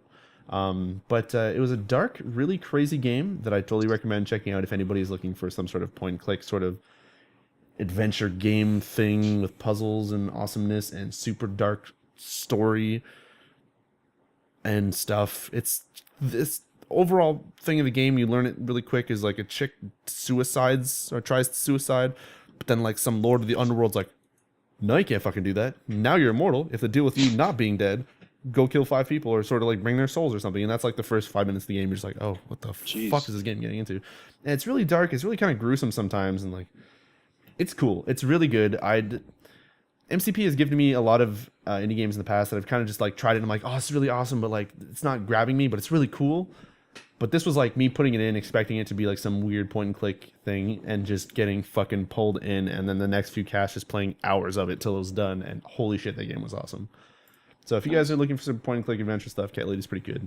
Cool. Just kind of rolling through things really quick here. Actually, speaking of, I forgot to mention, speaking of puzzle stuff. Yeah. I finally started playing Fez. Oh, how are you enjoying it? That's true. Because it came out on the PS4 and Vita. Yeah. And PS3 actually. Was it cross-buy? Sorry, say again? Was it cross-buy? It is, yeah. Ooh, Cross-buy and cross-save, actually, across all 3 of them. Tested and confirmed. Cool, nice, perfect. So the cool thing is actually it does it really, really well too. So you've got 3 save slots, and then you've got a cloud slot. And so cool. if you play, so say for example, you're for someone who doesn't have, let's say a PS3 or a PS4, and they only have a Vita, and they start playing on the Vita and they're saving to slot A, Yeah. they can just copy slot A into the cloud slot, and then when they load up the game on either the PS3 or on the They'll see PS4, it. then they can just keep they can just keep playing from there. That's really cool. That's So smart. it's done really, really well, yeah, and it updates, I guess, as real time as it possibly can when it comes to saving. That's pretty cool. Yeah. So just the way that checkpoints work, right? Yeah. So the only downside, I had a couple of problems when I was loading it without an internet connection. Oh, okay. So it kind of screwed up a little bit. It still stores it locally as well, right? Yeah. But it wasn't updated, kind of thing. But other than that, though, it's Oh. really, really seamless. Okay, cool. So what do you think of that game Fez is as a awesome. whole? Yeah. The game's really, really cool. It's breaking my brain a little bit Yeah. in terms of, like, it really gets you to think in such a ridiculously spatial manner. Yeah. And that's I don't know of a game that's made me ever think that hard before. Not really spoilery, but when you've beaten that game, Yeah. you've not beaten that game. Keep playing. Well, I was gonna say, like, I didn't realize that there was a leaderboard Yeah. for the game. So I was like, what the hell is this? Like, what the hell is the leaderboard even for? And I go into it, and there's people who have like 219% completion. Yeah. And I'm like, what the hell is that? Like, so obviously you go through it again, and there's stuff that You don't even know. I guess changes or whatever, right? But I don't know. there's stuff. I'll put it this way: there's stuff that I've come across, like certain rooms or whatnot, Yeah. and there's something going on that I'm like, I don't know what the hell this even is. And then something will, I guess, just kind of trigger something, and I'll think about it a little bit more closely, and I'll go back to it. And there have been things that I've figured out where I was like, I have no idea how Phil Fish came up with this shit. Like, just to even conceptualize this, let alone make it a game, is just unreal. It's out of this world. So here's the crazy thing: is I did the thing where I beat the game and I went in and then did this stuff or did whatever, and Okay. I never finished that. I never completed that game, and I feel bad Yeah. because now I'd have to go back and restart it, which I might still do one day. But Yeah. even the stuff that I've just like dipped into, yeah, it's insane that is something, and the way people have figured it out is just something even crazier. And I want to dip back into it. I think I might relive it through what you're going to talk about whenever you get through it, and probably mess around with it because I'm really curious about it. But yeah, Fez is pretty goddamn good, you guys. The game is serious, man. The game is so serious.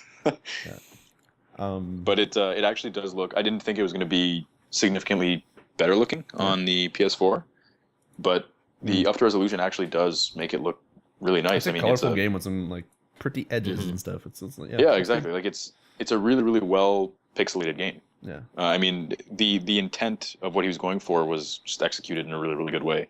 So it's like you sit there and you look at it on a little Vita screen and it looks great, but then when you see it on, like a really nice full size TV and in full 1080p, it's just like, man, like this game makes me happy. Just to jump into random questions, Sweet Sue, we'll get to yours a little bit later if that's okay. Mr. Versa says, should he get PlayStation Plus? I think so. If you have a Vita, if you have a PS4, if you have a PS3, I would say it's worth it.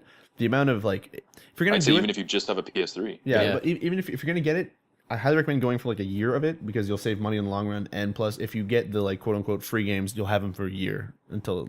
Yeah. But chances are, I've been seeing you come into the stream a lot and talk about a lot of games you're playing a lot on the PS3. Chances are you're going to get a lot more games on the PS3, either free via PS Plus or via discount, and you'll probably go into the PS4 after, from what it sounds like. If you do that, PS Plus is totally worth it right now. You'll get a lot of stuff that you'll buy now that like, for example, let's say you're doing like what Kumar just said, and you pick up Fez. You buy it on the PS3, you have it on the PS3, awesome. A year down the line, you pick up a PS4, sweet. That game was cross-buy. Now you have it on both of them, no extra charge. There's a lot of cool stuff that you might get.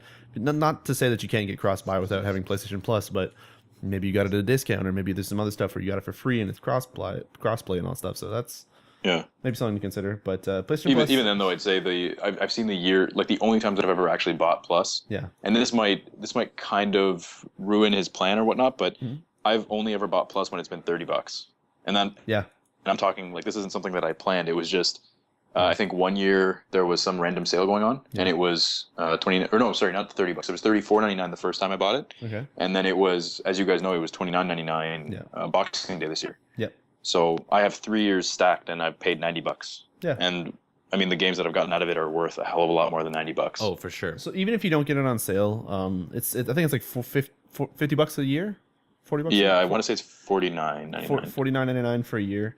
Versa says Still that he worth is it. getting a Vita for his birthday, so I would say that would be definitely worth it.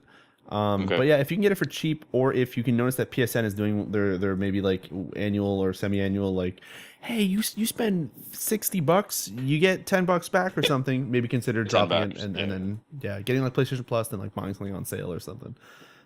Which is probably what they want you to do, spend more money. But yeah, no, especially if you're getting a Vita, I would recommend PlayStation Plus. There's a lot of good stuff you can get with that. Unlike, and not to talk shit too much about Xbox Live and stuff, but like, unlike Xbox Live, you do get a lot of good stuff for the money you're paying. Despite it disappearing, let's say if you were to stop paying for it, then again, in the long run, you're probably going to end up paying for it if you want to play online on PS4 and all that stuff. It's I don't know. It's worth it. For me, it works out perfect because it's like, I look at something like, what was it? Metro, right? Mm-hmm. Mm-hmm. Was it Last Light or 23? No, it was Last Light that I played. Yeah. Right? Yeah. The more recent one? Yeah, it was Last Light. Yeah, so I played Last Light, and that was through Plus. That was a game that I would have probably never played otherwise. Yeah, for sure. And the beauty of it is that it's actually, so from my perspective, if I had ever actually bought it, I would have traded it in, most likely after I was done. Mm-hmm. But they're re-releasing, I don't know if you know about this, Somps, but they're releasing it in a remastered edition for the PS4.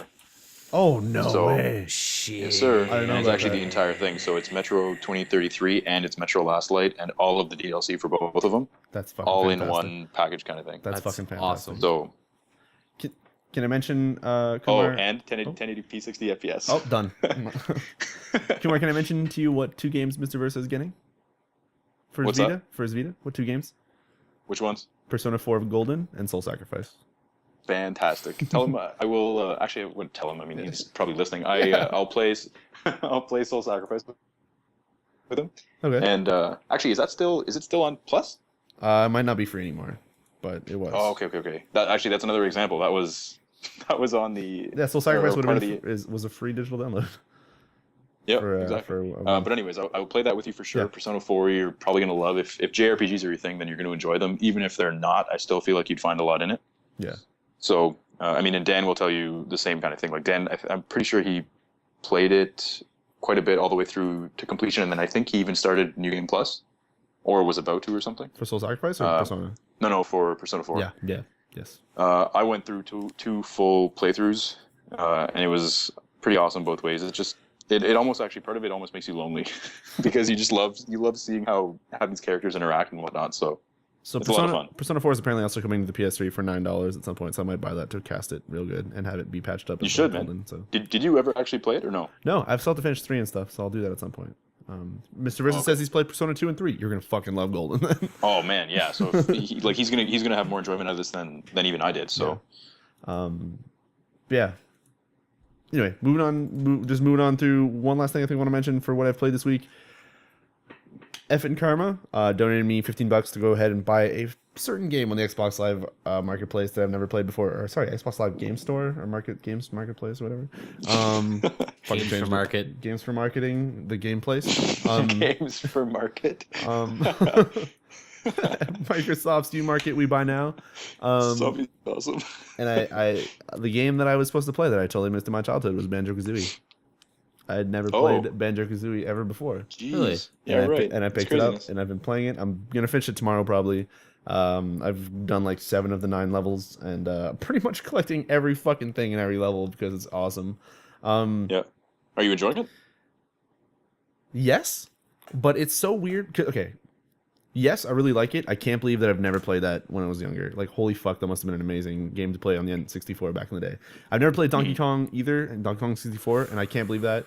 That's another one that, like, if this is how Banjo-Kazooie was and Donkey Kong came out later, like, I know, it's fucking crazy. Seriously, you've never played Donkey Kong? No, I know, it's crazy. What? So anyway, knowing that, I'm kind of sad I missed it. But no, man, Banjo-Kazooie is fucking good. It's really frustrating because it's an older game, and having just came off of Super Mario 3D World and stuff, and like being like, man, this is what it becomes, or what this kind of like style of platformer feels like nowadays, and going back and being like, oh, this is a little hard to kind of grasp the stuff being a little glitchy and a little fucked looking, and just it's kind of hard, but like, man, and also the way coding stuff worked back then was like, man, if you had to do like a race, you had to be on point, not fuck up like a little corner as you're like trying to run past little flags or stupid little shits, and no, there was no room for error or else you'd fuck up that whole thing. You had to restart. Anyway, I like it. I really like it. I'm really sad that I never played it back in the day. I think I would be enjoying it more if I had, because it'd be like nostalgia and all that shit. Now I'm kind of approaching it as like, man, fuck this old game, but holy shit, this is good. So So I get angry at a little bit, but overall, I'm having a damn good time with Banjo-Kazooie. I'm probably not going to go straight into Banjo-Tooie, which is also on the Xbox Marketplace for games. But I'm probably going to pass on that for now because I don't want to get super frustrated and then go into that and get like a little bit more frustrated-ish. But it's probably better actually if you kind of like time it out a little bit. Yeah. But no, yeah, those games are awesome. I'm really sad that or that game at least for now is awesome. I'm sad I never played it before, but Banjo-Kazooie is pretty awesome, and I really want to. It makes me really want to play Banjo-Tooie and find a copy of the Xbox original version of either Conker's Bad Fur Day or Conker's Live and Reloaded.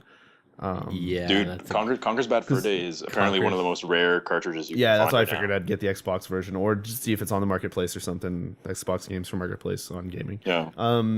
I want to go back and try and play that one. I know I've never finished it. I've played like maybe like 5 or 6 hours into it or something, but I've never finished it.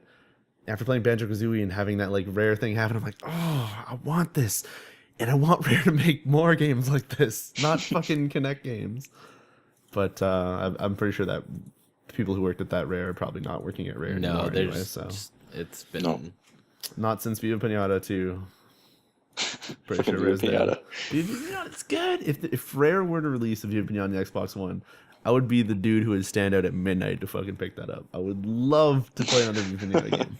I would pre-order like 6 of them. It would be amazing. God. You pre-order 6 of them? Yeah, all of the 6. All the 6 versions. Nice. The Xbox One version, the Xbox One with a console version, the Xbox One standard limited edition, and the Xbox Games for Live Marketplace for gaming games online Marketplace version. But yeah. You're so stupid. I know, I'm sorry. Yeah, that's pretty much it. That's it for what I've played, I guess. Yeah. Moving on to news, real quick. Yeah. We're gonna blow through this motherfucker. Not much really happened. It's been 2 weeks of news that I've kind of tried to dangle things around to see if we can figure stuff out. Lots of dangling. Hey, stuff from 2 weeks ago. Adam Sessler has now left Rev 3 Games, which he left after X Play and all that stuff, or the G4 stuff. He went to that. Now he's gone from Rev 3. He's kind of taking a break from all that stuff because I think being on the online spotlight with the stuff he does is really tough. Yeah, he brought a lot of like anger to him. Yeah, a lot of people were being really critical of a lot of stuff he'd say sometimes, and it's too bad. But hey, man, whatever he does next, I will gladly watch, read, or see. Hear any of it, all of it. He's a great dude, and hearing him, all of his reviews that he would do at Rev 3 were just like, you listen to it and you're like, man, this guy played and wrote this thing on a whole nother level, and I fucking agree with all of it. But he was somebody you could really trust, and I really like Adam Sessler. But yeah. Random stuff mishmatching with this. Just alphabetical. Let's do this. Borderlands, the pre-sequel is I don't know when it's coming out. Some weird rumored stuff. It's a Borderlands sequel because it comes out after Borderlands 2, but it's the prequel to it. Being made by a different company. It's not Gearbox, so think of it as in Arkham Origins, what they were kind of comparing it to. Or it's like same game, different people. And it's gonna be more content. It's gonna have a new class called the Gladiator or Gladiate. Throws shields, or it has a shield that you kind of hold up as the power, and it kind of reflects bullets, and you kind of shoot it at people, and it blows up and kills people. It's really cool looking. But yeah, Borderlands 2 is getting a sequel that is a prequel, and it's not by Borderlands people, Gearbox. So we'll see how it goes. It looked okay, but I was just gonna say, how do you guys feel about it? I don't know. I'm not really sure how I feel about that, to be honest with you. It's dumb because like.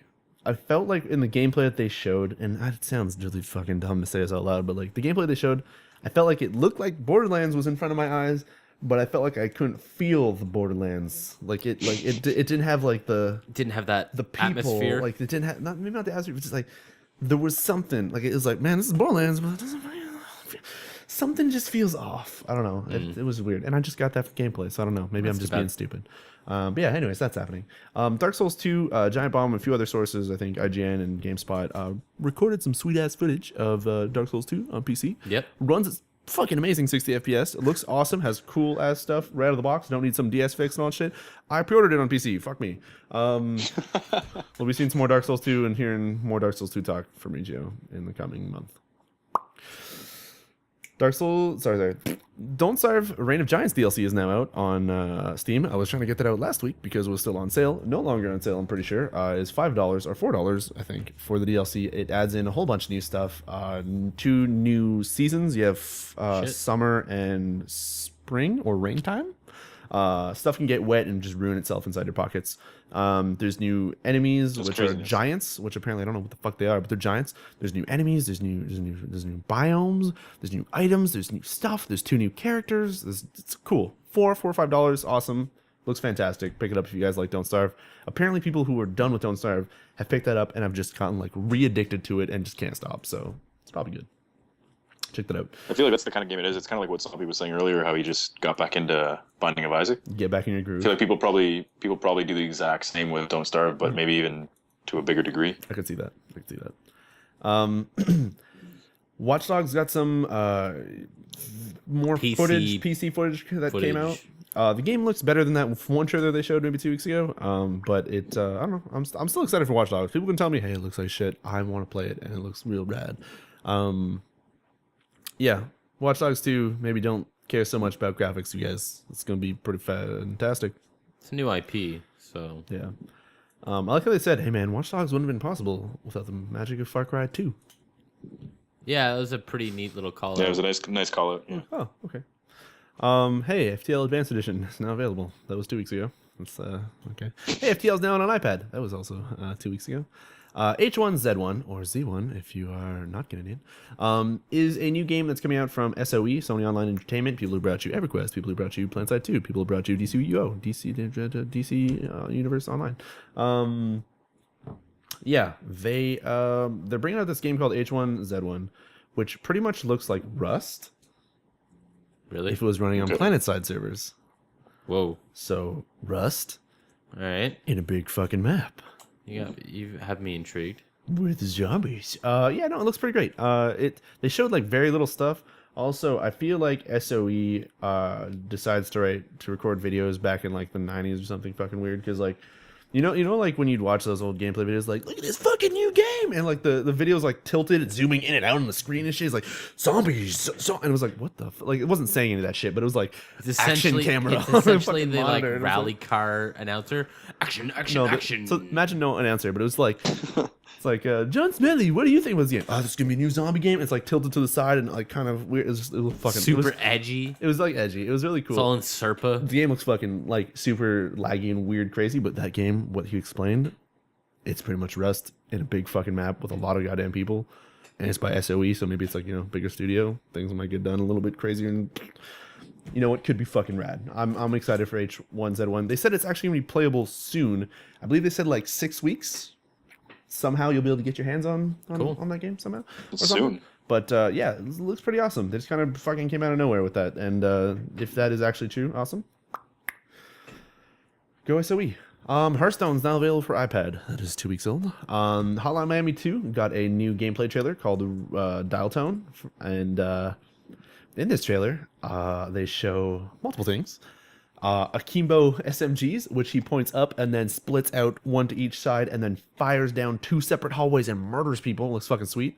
That looks super fucking sweet. As well as they show like 2 people kind of following each other. People like co-op-y stuff. Oh my god, co-op. He's like, no, it's not co-op. It pretty much apparently, as he said, controls like Brothers: A Tale of Two Sons. You control 2 characters doing things. I don't know how the fuck it works. That's what he says, fucking weird. But they said, oh, it's weird, but then you get a hold of it and it's fucking amazing. So I can't wait to try it. Hotline Miami 2 looks amazing still. There's no release date, right? I don't think so. But yeah, Hotline Miami 2. Some weird ass shit. It's gonna be good. Johnny Gat is gonna be in the next Dive Kick patch for the edition, which I believe already came out partially, but they're gonna be showing more at Comic-Con. No, Comic-Con. No, Comic-Con. No, what is it? No, it's PAX East. That is going to be this weekend. So they're going to be showing some more there, which I guess is going to tie into some stuff. But Johnny Gat's a motherfucking dive kick. And he they show in the trailer where he summons like a fucking car on screen or like this. That's not dive kick. Anyway, it looks crazy. Dive kick's pretty cool. Yeah, anyways. Wow, 2 weeks old. Middle-earth: Shadow of Mordor, that open world kind of Assassin's Creed looking Lord of the Rings game, excuse me, is coming out October 7th, 2014 apparently. So awesome. Really? Soma got a new trailer as well.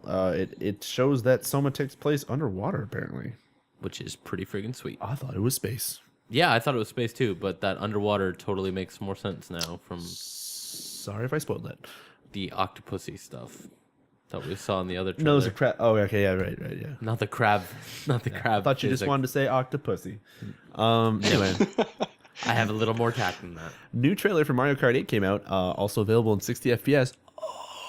Sick. Mario Kart 8 looks really fantastic, you guys, and it's available May 20th. Let's throw that date out there. Let's go see if Yo, that's what's the over. Wii U? Oh, Kumar, eat a fucking dick. Anyways, Outlast Whistleblower DLC, which is the thing I'm super excited for. By the way, Kumar, whenever you come back from Alaskcouver, I need you to play some Outlast on cast. Okay. Is that if that's rad enough for you? But anyways, Outlast is Whistleblower DLC, which is the next thing that's coming out, which is a prequel DLC, because Outlast starts with you going to an asylum, and that DLC is, yo, bro, I gotta go to this asylum. And then you go in there and it's like, that shit was crazy, I gotta tell a reporter. Cut to the start of the game. Yeah, Whistleblower is gonna be out May 6th. So I'm gonna be getting that, and I'm gonna be playing it, because Outlast is fucking rad. What else we got? PlayStation All-Stars got an amazing Super Omega patch, which has apparently fixed a lot of stuff to make the game better. Also, I don't know until when. I think it's still until April 22nd. The characters Isaac and Zeus, which were I think like $5 or $10 a piece, are now $2 for both, and the map, the medieval map, and all that stuff all together. So hop into that. Oh, that's kind of cool. Yeah, hop into that if you guys like PlayStation All-Stars. The new patch probably changed a lot of stuff, made the game really fun. Pretty cool. It did actually. I played it for probably a good hour. Cool. It was still really fun in the first place, though. Like that was. It is, yeah. Well, mind you, there were certain things where like if you ended up going up against someone who really knew how to use a particular character, there was just shit that was so OP, it was unreal. So some of it got balanced really, really well, and I think the newer changes that they made to like the throwing and stuff is pretty cool. Cool. All right. Well, we should play again. Yeah. Did you play on the PS3 or on the Vita when you tried it again? Well, no, right. I don't have my PS3 with me right now, but I tried it out on the Vita. Cool. Awesome. I'll try it then too. What were you laughing at me there for? No, I was saying you already leveled halfway into your next mastery rank, which usually takes a while. I'm on an affinity booster, and anyway, whatever. It's fun, crazy. Evil Within. Don't judge. Got a new trailer this week as well. Evil Within looks like a fantastic third-person shooter game, horror game. That trailer does seem to show a lot of, like somebody pointed out, that trailer seems to show a lot of different crazy, freaky shit in that game, which might ruin the surprise of that freaky, crazy shit showing up and you going, whoa, this freaky, crazy shit's in this game. So maybe don't check out that trailer, but that game looks like it's going to have a ton of freaky, crazy shit. It looks awesome. So, awesome. Evil Within. Also, I want to point out that Evil Within has the best, like, box art / end of trailer. Like, we're showing you a date, but look at the fucking box art in the background moving. It's a dude tied to the ground looking upwards with, like, barbed wire cutting his face. And then the Evil Within, like the T, I think it's the T, has a sharp stake that cuts through the entire word. And it just keeps going right until it hits his eye and it cuts to black. It's fucking crazy. Seriously? Evil Within is crazy. I know. You're watching like, oh, no, don't. Oh, Evil Within. It's really awesome. Anyways, third-person horror type games. The Last of Us Remastered was like, hey, it's going to happen. No, it's not going to happen. It's not going to happen. Yo, it's going to happen. Oh, no, the PlayStation Store accidentally said pre-order $59.99. It's called Remastered Edition, coming out this summer. Remastered Edition's coming out. They finally announced it. The cool thing about this Remastered Edition is 1080p. It's going to include all the DLCs. They're going to up-res some stuff. They're going to fix some things. They're going to put it on 1080p. They're going to aim for 60 FPS. They didn't say they're going to lock it down, but they're going to aim for 60 FPS. And it's going to be available on PS4. It'll have all the stuff that was in the other game. And yeah, I don't know. Fucking. I think the biggest news here is that it's being it's being remastered in-house. Yeah, by Naughty Dog themselves. Oh, really? Yeah. So it's not like them giving it to someone else. Like they're doing it themselves. It's awesome. Awesome. And they even said that when they shipped Last of Us on the PS3, they literally just went and started working on the PS4 version. Yeah, they did it right away. Yeah, so it's like, oh, those fucking sneaky bastards. Awesome. I'm totally psyched to rebuy that. I'm totally down. What I am sad about, though, is that I really want to get the digital edition because it comes with more cool stuff, pre-order bonuses. But here in Canada, the digital edition on the store is also $69.99 with tax, brings it up to $80. Seriously? That's gross. Don't do it, yo. So I'm going to probably wait for Amazon.ca to have it because Amazon.ca is still selling games for $59.99. Great. So yeah, Amazon. Are they actually? Yep. They haven't changed it yet. So awesome to them. Who knows? By the time I said that, maybe they changed it, and I'm a huge jerk. I'm sorry. But you just ruined it for all of us. Ruined everybody. I'm sorry. It's apparently due out sometime this summer. People are saying maybe June-ish. So Last of Us on PS4. Gonna be rad. The Wolf Among Us episode 3 totally came out. This was supposed to announce that it was coming out, but it totally came out because we didn't talk about this last week. So yeah, that's out. Check out Wolf Among Us episode 3. Apparently it's really good, as are the first and second episodes, so check those out. Titanfall has a huge patch coming out today. It is doing multiple things, such as giving private matches. It's apparently changing certain random challenges and like balanced things. Like apparently one of the main things it said was the Gooser challenge, which is when you have to eject somebody out of a Titan and then kill him as he's ejecting type of thing. Really hard to do. They're changing some of that stuff. I think it costs less or you need less things. So is that they're adding private lobbies, which are 2 to 12 players. Sorry. You don't get achievements. You don't get experience, and yeah, it doesn't count towards stuff. So it's straight up only if you just want to kind of play with buddies. Yeah, you can choose any map, any mode, all that stuff, but it's only for playing with buddies. You can't actually do anything. It's achievements and that stuff. Challenges, achievements, and experience it doesn't give you anything. They're also, if ever you're playing with friends on the minimap, friends who are in your party who are playing with you are highlighted as green. The Titans who are running around with people on them on your team have like a darker colored in thing or something. Or if they're auto Titan, they have like a different looking thing, so you can kind of differentiate what's going on there. But it makes me sad that it took a month to kind of just add like color stuff, private matches, and a few fixes. Yeah, I don't know. Like, and I hate to do this, but like to like crappily compare it to, let's say, like something like Warframe that just put out something in a month, fucking changed the game, and have been patching shit. I know it's like a smaller scale, sure, but like patching shit crazy and like hot fixing the fuck out of it. I feel like Titanfall people be going like, man, we really want private matches.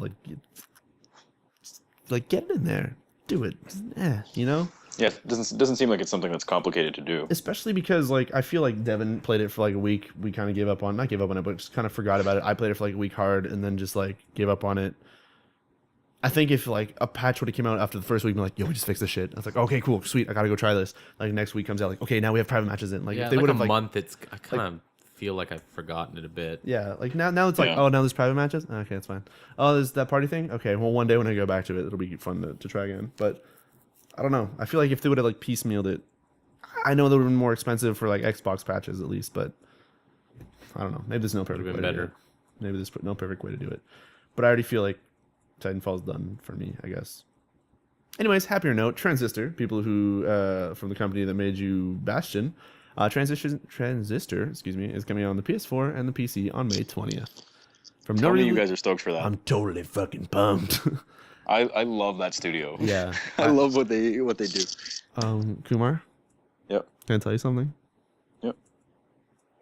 I should probably finish Bastion. I should probably finish it. I should probably finish it. Oh, I've restarted that game yes. 3 or 4 times. I've never finished it. My latest save file has me like pretty much at the end, but I've never finished it. Mind you, is this because like you've lost interest, or is it? No, because I've never. It's just because like I've been streaming it, and then I just kind of got busy and I forgot about it. It's like, oh right, I gotta do Bastion. It's like, oh, it's been a while. Maybe I'll just restart. You know what I would suggest? What? Do it in 4 sittings. Well, and the reason that I say 4 sittings is because 4 sittings is very doable. You're not going to end up committing too much time.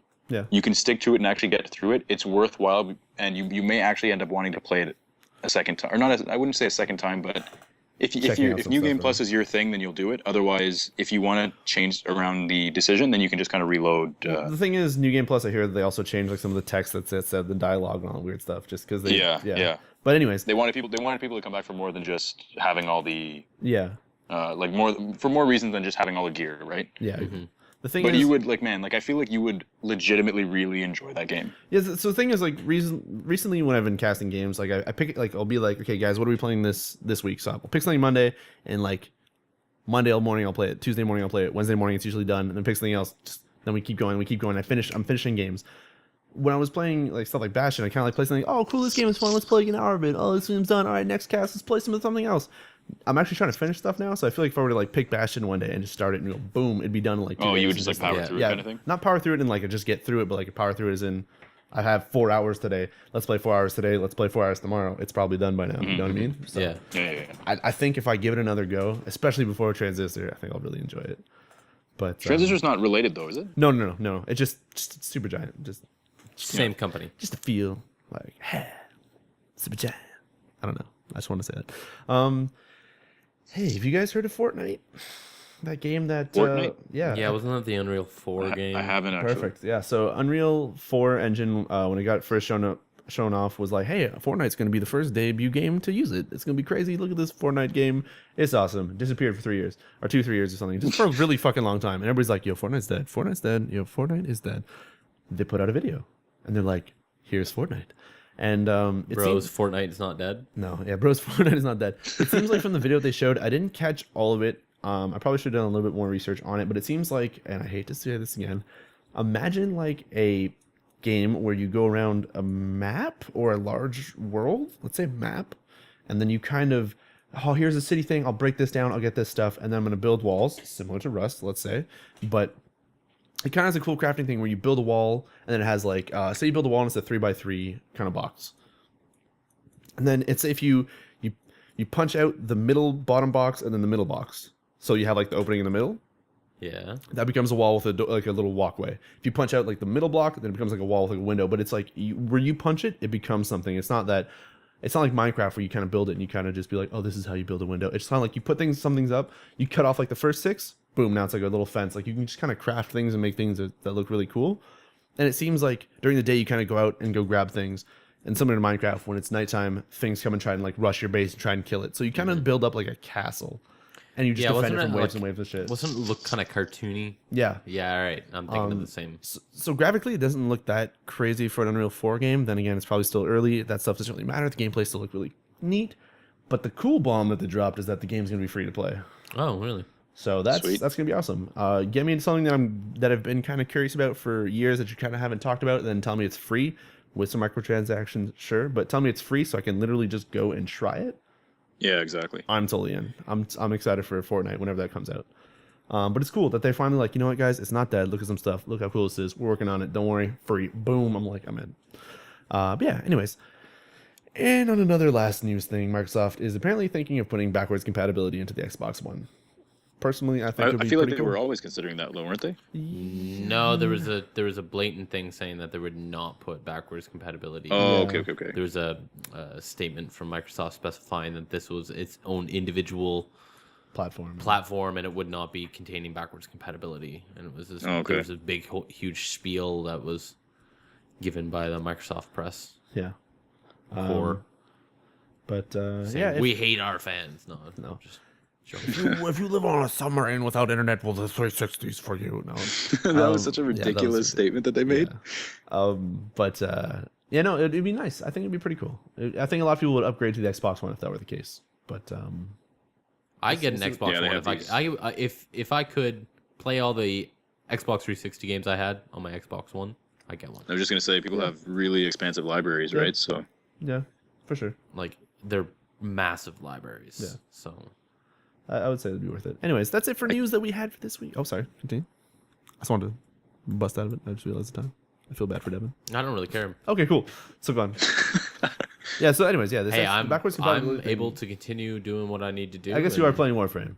I'm good. But yeah, I feel like it would actually sell probably a shit ton of Xbox Ones because people who have huge libraries don't have to feel like, oh, I gotta restart this, gotta bring all these, sell them, and just be like, I can keep playing my fucking Halo 3 and Reach and shit, or I can keep playing my sport thingies, or I can keep playing my goddamn Res on the Xbox Live Arcade with my trans vibrator.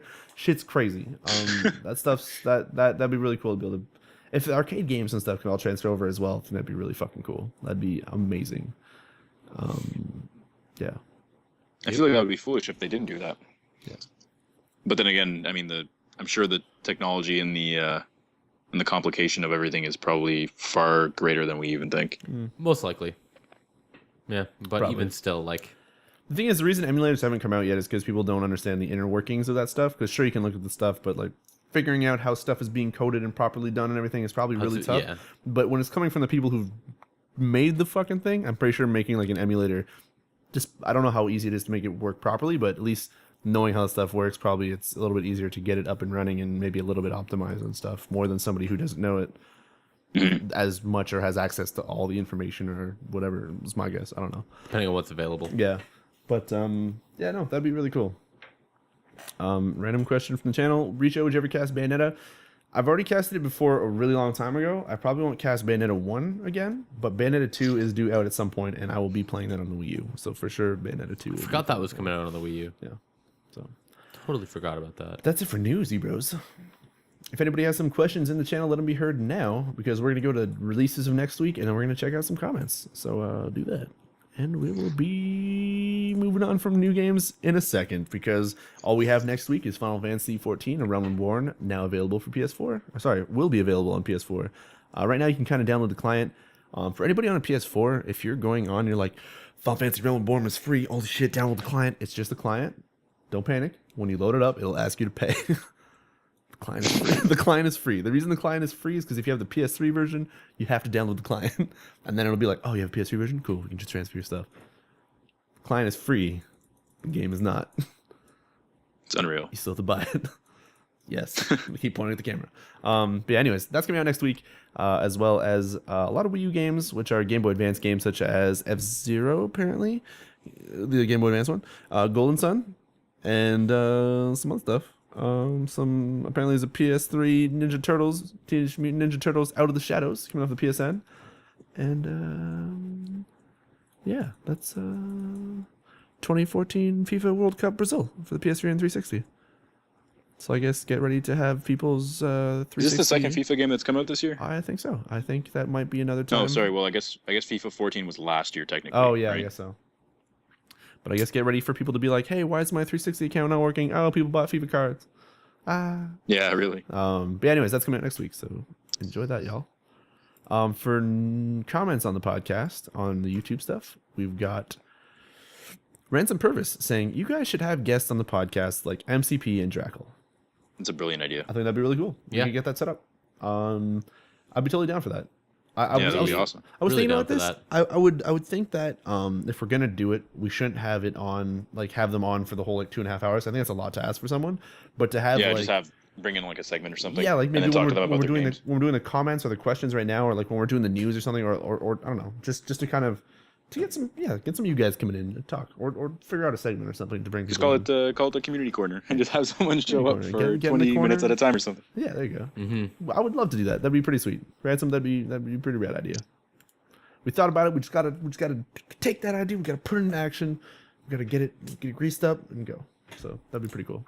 I just realized I'm playing with some pretty fucking crazy people right now. Sweet. Because my character... Like crazy good or Yeah. just crazy 'cause, period? like, I'm glitched right now, and I'm asking them just to like let me die, and then I'll revive.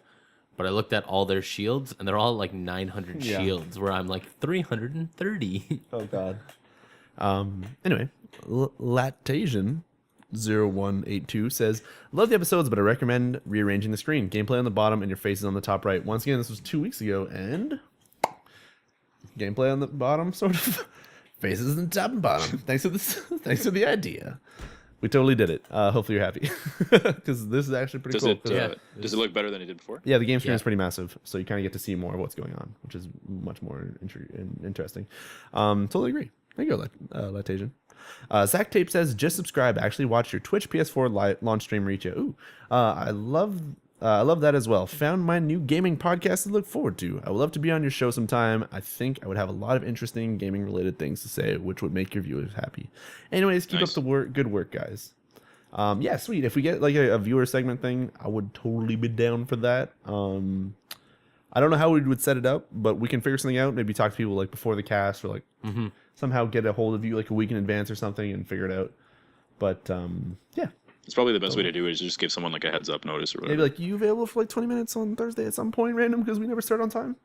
Yeah. Awesome. And then that's why I don't want to ask them like, oh yeah, you want to be on for the whole podcast? Like, let's say 2 hours. We'll start at a random time. Just be ready, because fuck you. Yeah, but see, that's the easy way around that is literally just to start on time. Yeah, I know. Yeah, but Kumar, really? We've never Buddy. been. Really? We'd have to try. I don't think it's that difficult. I really No, don't. I know. But plus, I think asking for 2 hours for someone is probably a lot. Unless they, I don't know. Figure it out. We'll figure it out. We got it. We got this, I think. When May comes around, I have a lot more time to do some more planning for stuff, and hopefully We can arrange it Yeah, better. we can arrange it stream-wise and recording and all that stuff-wise. Anyways, that's it for YouTube questions. I'm gonna refresh it I one more just time. want to point out how broken this game is sometimes. Yeah, the hotfix. There's every time a new patch comes out, a lot of stuff seems to break, but they'll fix it. There's also a problem with the Excalibur skin, which does the exact same thing. So hopefully we'll get that stuff fixed soon. I didn't actually realize what it looked like from the receiving end of that glitch, but It enjoy it. sucks. It does, I bet.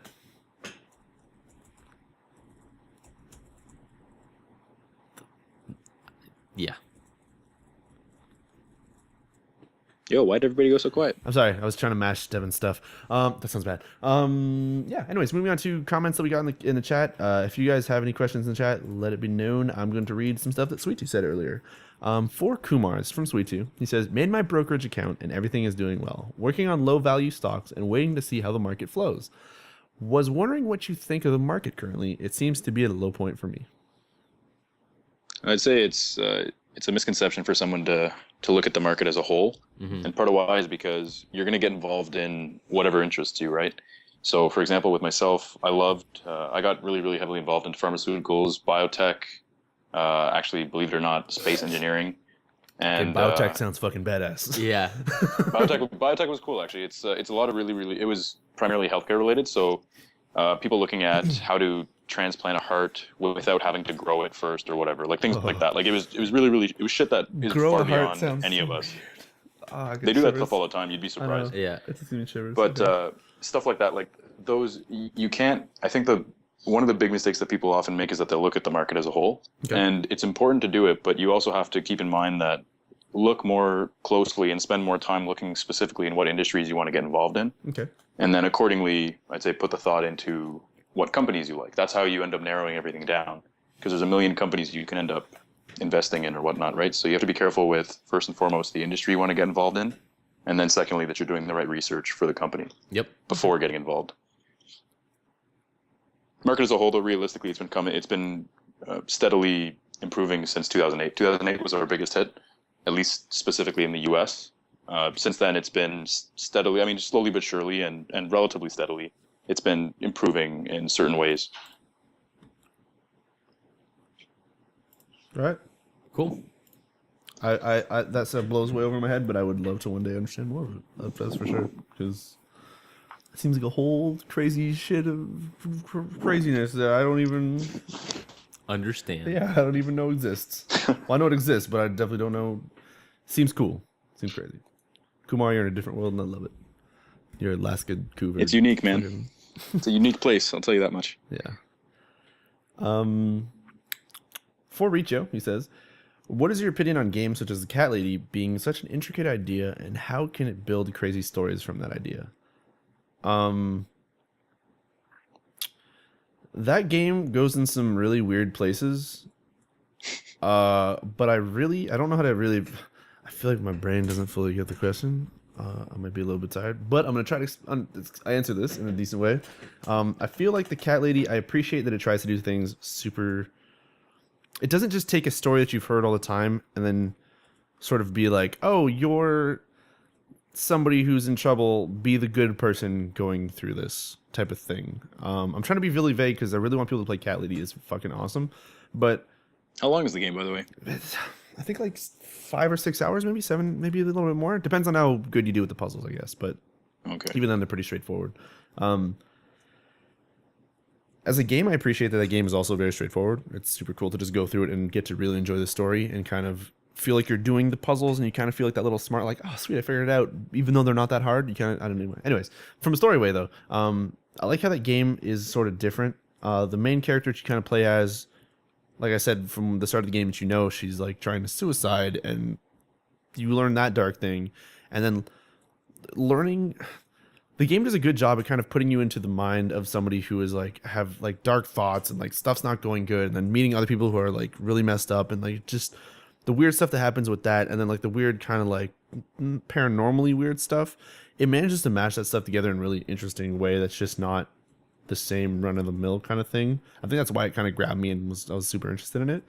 But I don't know how to answer Chris. I like how people can still, after all these years of like movies and games and books. Then again, I haven't read all of them, obviously, so maybe other people have done this stuff, but can still find super interesting ways to kind of not even put a spin, but just go and Produce content. Produce content in like a brain space that I would never fucking even like. I'm not saying like I've never been unhappy, but like just pulling from all that stuff and like really thinking of how people sometimes think sometimes if they're going through like maybe depression and weird stuff and getting in that mindset. It's I like when games still manage to make me feel different things or make me think about different things, and it I don't know, it's still weird to get that from, I guess, a gaming medium, to be like, oh man, holy shit, I feel emotions and I'm thinking about stuff, like, Whoa.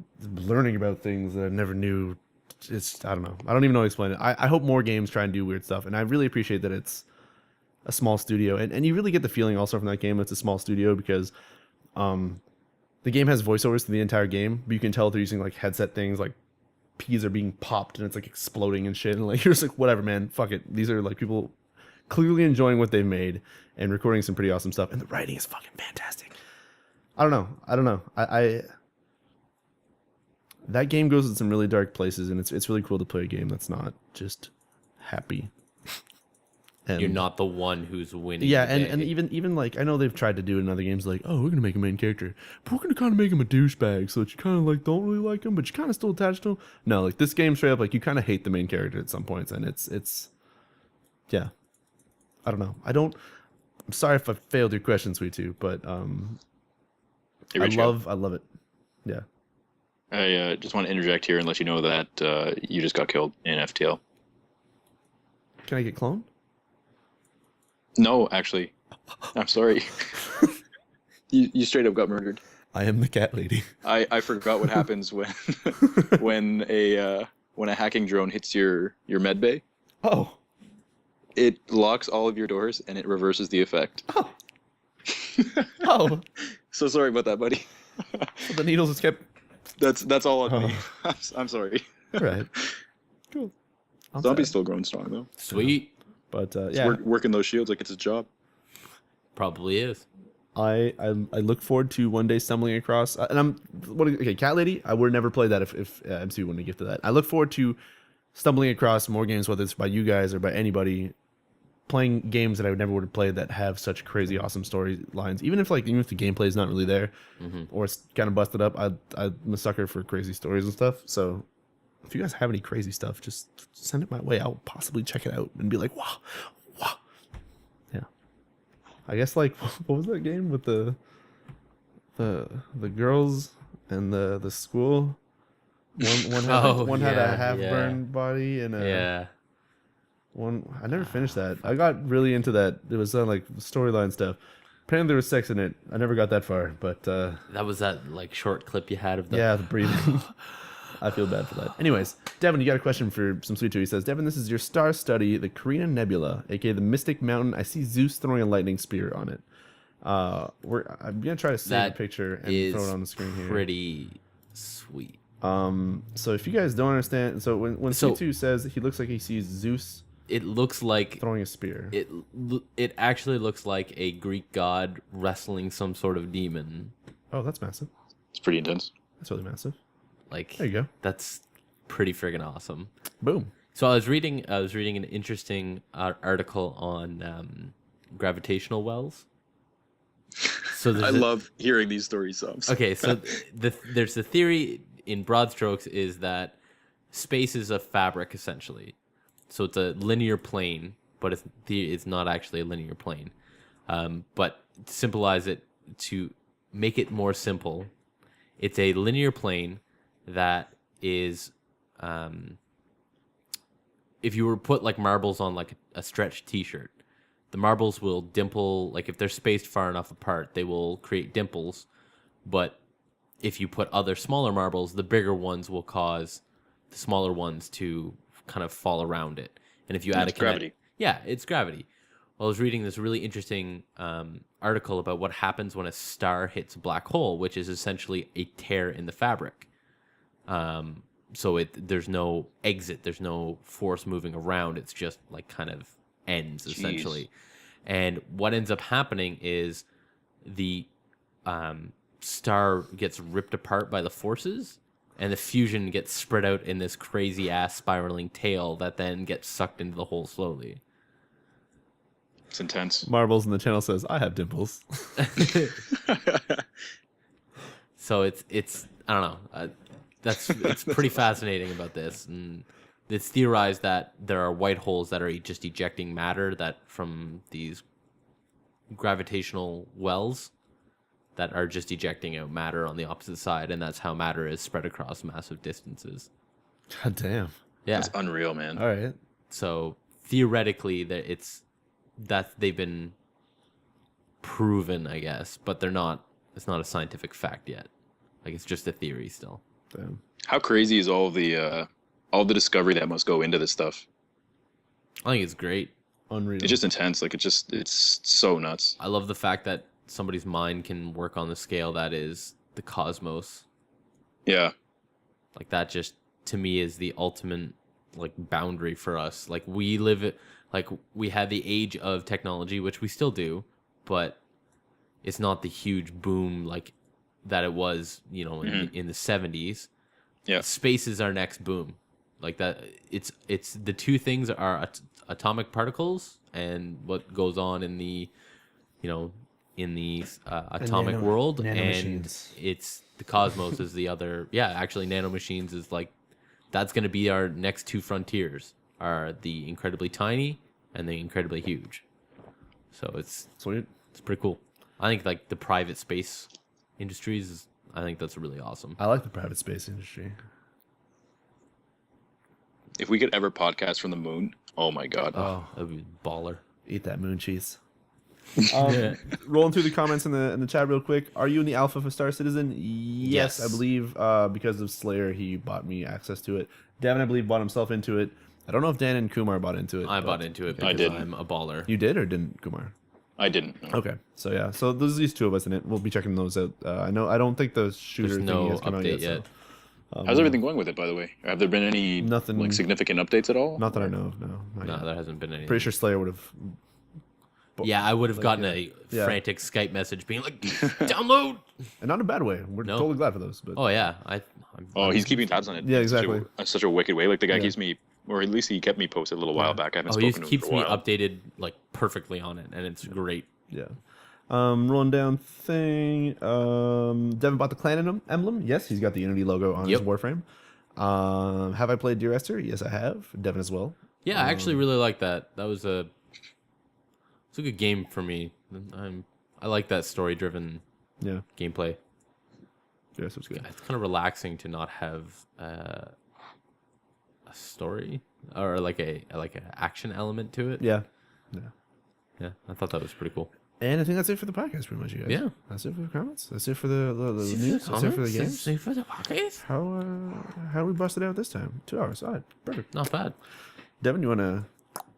Sure. If you guys are tuning in to Wait, us, hold on. Are you still enjoying Warframe? I am still enjoying Warframe. Yeah. But I'm having a hard time grinding out for this like stupid fucking item that I'm getting like 20 at a time, and I need 800. Oh, jeez. Yeah. Jeez. I'll show you how to do it, Devin. So it's like it's killing me. But I'm running with a really good group right now that is essentially just like speed running me through all the levels, so I can go back and like pick Oh, okay. specific If you're ones. speed... Okay, cool. Yeah, that works then. So that's pretty awesome because it's just like, hey, we're gonna speed run you through all this shit. Warframe community is awesome. Yeah. Anyways, bust us out of here, Devin. So if you guys are tuning in to us on iTunes, hey, what's up? Oh, Devin, we should probably fix the DNS though, so it's available on iTunes. Is it not available on iTunes? Not for the week. We're gonna fix that. It'll be done by the time you hear this. Okay, so it'll be done for the time you're done this. If you guys are checking this out on iTunes, hey, we fixed it. If you're Yep. not, and it's on YouTube, please leave a comment for Riccio to fix it. Yeah. And that's pretty much it. Thanks you guys for joining us. No. If you guys are checking us out on YouTube, we will be nearly done school, so thank you for your patience. We're getting there to get new FTL content, which will hopefully happen within the next couple of weeks. Yep. As well as we're hoping to maybe get some other content up on the YouTube site. So I'm gonna find a nice way to cut my casts up and put them in there, and not have them just be like, "Hey, here's a fun cast." So I'll try to put some effort into it and see if I can cut those up. Once again, we'll have more free time in about 2 weeks. So Yep. time's come. And It's going to be great. yeah, so anyways, to everyone who's here, Thank for you guys watching. for tuning in. I have been Sompy, I've been Riccio, And I've been Kumar. all the way in Vancouver. Vancouver. I'll say it properly. I'm surprised, Richie. I'm I'll say it surprised you got the properly. name right I'll say this it time. properly. Skype me in just to be a bro. So thank you. Absolutely. Always nice. Always a pleasure. Yep. We'll see So everyone. until next time, Yep. Till next time. Take care, y'all. Cheers. Y'all been fantastic. take care, everybody. See you, everyone. See ya.